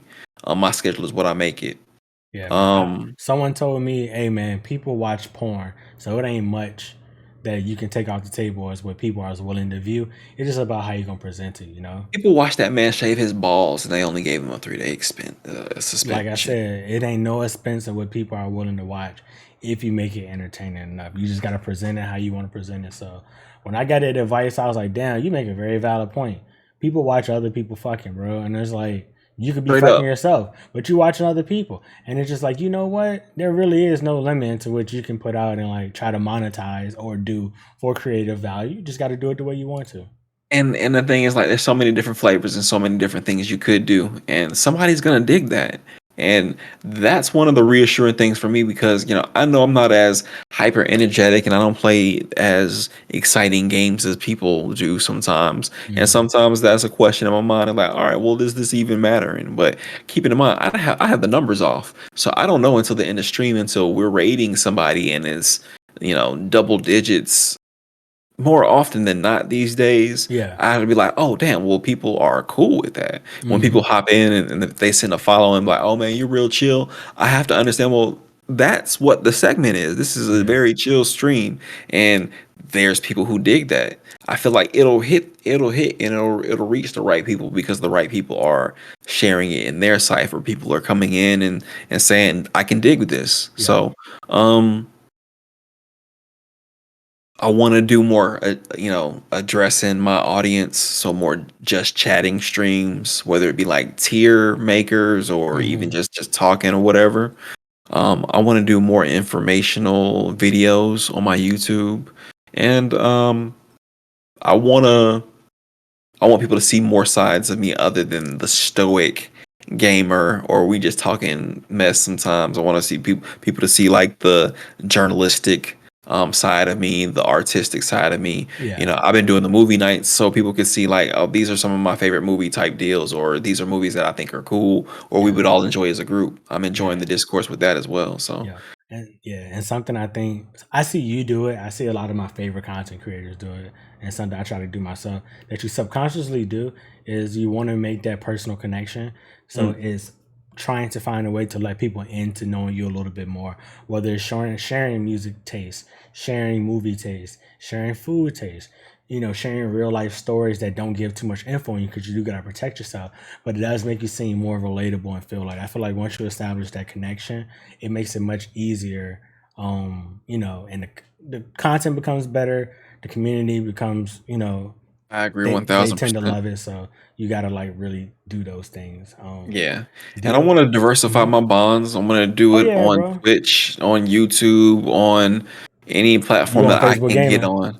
on. I might. Okay. Facebook gaming is just complicated to navigate to me, and it's just like it's not intuitive to me, Mm. and therefore it is of no value to me. That's the other part about me. When I don't like some shit, I don't like some shit. I don't fuck with Bruh, it at all, same. bro. Fucking same. Dio wants to know, for first time visitors, what are your top 5 things they need to do in your city to get a feel for the city? Top 5 things to do. Make sure you pay the machine and not anybody outside of the parking talking about they are the attendant, because that is a jug. Make sure you don't do that. Don't get hustled. How about that? Don't get Yeah. hustled. That's the first thing you Okay. should do. Secondly, I think you should find a good spot to eat near the West End. The West End is one of our historically black side of town. West End, Cascade sides of town, Yeah. black sides of town. Um, some of those establishments have been around for 50, 60 years. Yeah. Some of them are struggling also with the pandemic. And that's one of the things, like, um, black businesses, especially older black businesses, haven't been able to adjust to like the digital like Yeah. storefronts as easily as, big chains. So gotta make sure you eat at a nice, well-known black food establishment. There are a couple that I could recommend depending on what you like. So just let me know if you come through and I'll let you know. Um, I feel like you want me to say strip clubs. And I will say this simply, and it is not a condescending remark. It is just facts.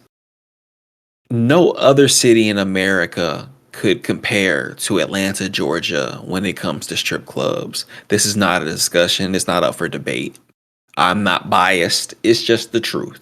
Yeah, man. There are other cities that are great. New Orleans is one of my favorite cities in the world. A strip club in New Orleans is like, I am not gonna be nasty, so I'm just gonna say it's like a glory hole in the back of a QT that hasn't been renovated since the 90s, and the hole is jagged. There's like rebar coming out, and it's really risky.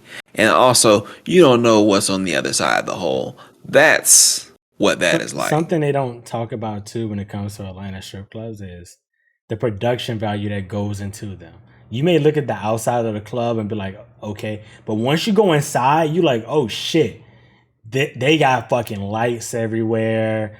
Everything's lit. There's a feng shui to it. Like, it's a literally different feel. I went too deep into that, and I do apologize. I tried I'll to just skip past it, but the chat not gonna let me. I know. I'm looking at it right now. I went too deep into that, and I do know. apologize. But I'll just say this, simply this: I've been to strip clubs, but they don't show breastises. And like, what is that, bro? Yeah. What is that? I've been in strip clubs where they definitely don't show anything below the chestises. Yeah. And it's like, excuse me? This might as well be a goddamn bus center for all that I'm seeing. What? I will say this. I'm different because the city of Atlanta has spoiled me. When I was 18 years old, I was in an adult shop, and unbeknownst to me, they had like a whole mini strip club upstairs. And one of the strippers scouted me out and said, "Hey, you deserve a lap dance." And she came and gave me a lap dance upstairs. It was very intimate. It was very special. And I remember things that I probably have no idea that I should be remembering 17 years later. But it was my exposure to what Atlanta was. That was on Peachtree Street. That's the main street in downtown Atlanta. Just went upstairs in the store and got a lap dance. Huh? I've never been to Magic City. Overrated in my opinion. I have no desire to go. I went to Diamonds of Atlanta one time. They jugged me out of $100 within 5 minutes because the DJ swapped the songs up on me and charged $20 a song. So it was, and then as soon as I was like, huh, a bouncer came, and I'm like, whoa, hold on, I think y'all doing a little bit too much. I'm gonna pay you. I just was confused about the pricing model. That's it. It was just had a question, needed clear. So I don't fuck with any establishment that treats you like shit for being in a strip club and enjoying the environment. I just don't. I like a place that, hey, honey, you want some wings? We have excellent food here. Pinups is my favorite strip club in the city of Atlanta. If y'all go, it's on the east side. I'm an east side dude. You get good wings there. You get good service. Big booty strippers of all flavors, all sizes. You can get you a nice little Corona and sit by and enjoy the vibes. Smoke you something. Everybody's real chill. If you go after a certain time of night, it switched to a breakfast buffet. I haven't made it that late, but it's been some times where, like on a random Tuesday, I just be like, damn, I can't sleep at 2 o'clock in the morning. Get up and go to Pinups and feel good. Just have a good night. It's a fine establishment, and you gonna see you some coochie clapping. That's it. Coochie clapping. All right. That's what the city of Atlanta has afforded me. Okay. Trips. Sir. I respect it. I respect it. You know what I'm saying? You gave us an outlook on that, so I would just like to know. This is the last question I always ask every single guest.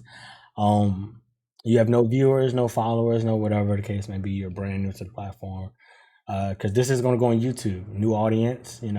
What is the reason to come to a Captain Trips stream?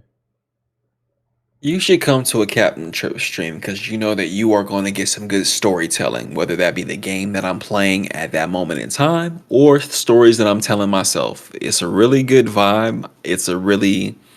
We like fun in our community, whether that's talking mess or engaging with each other in a roughhousey manner sometimes. But no, it's just good vibes. You should come in if you want to feel good, if you want to leave with a smile on a random Monday night. If your day's been long and you're looking for a little bit of, entertainment while you kick your feet up and eat your meal, pop through to a Captain Trip stream. We're gonna be sitting around talking shit about whatever happened that day and playing some good games, man. And it's really just an opportunity to unwind and relax. So we welcome you to the fold. Welcome to the outfit. Well, there we have it, y'all. CWC with Captain Trips. Trips, sir. Where are we sending the party?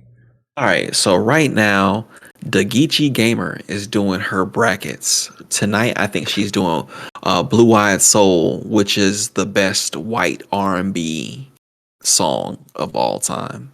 Okay. If you've never been to a Geechee Gamer bracket, it's very fun. She sits and plays excerpts of the music, the video, and I think it's a great time, and I think everybody will enjoy it after a conversation like this. Yo, that's where we're going. Trips, I appreciate you, my brother. I'm excited to see what the rest of 2022, time is a construct, what the rest of the year holds for you, bro.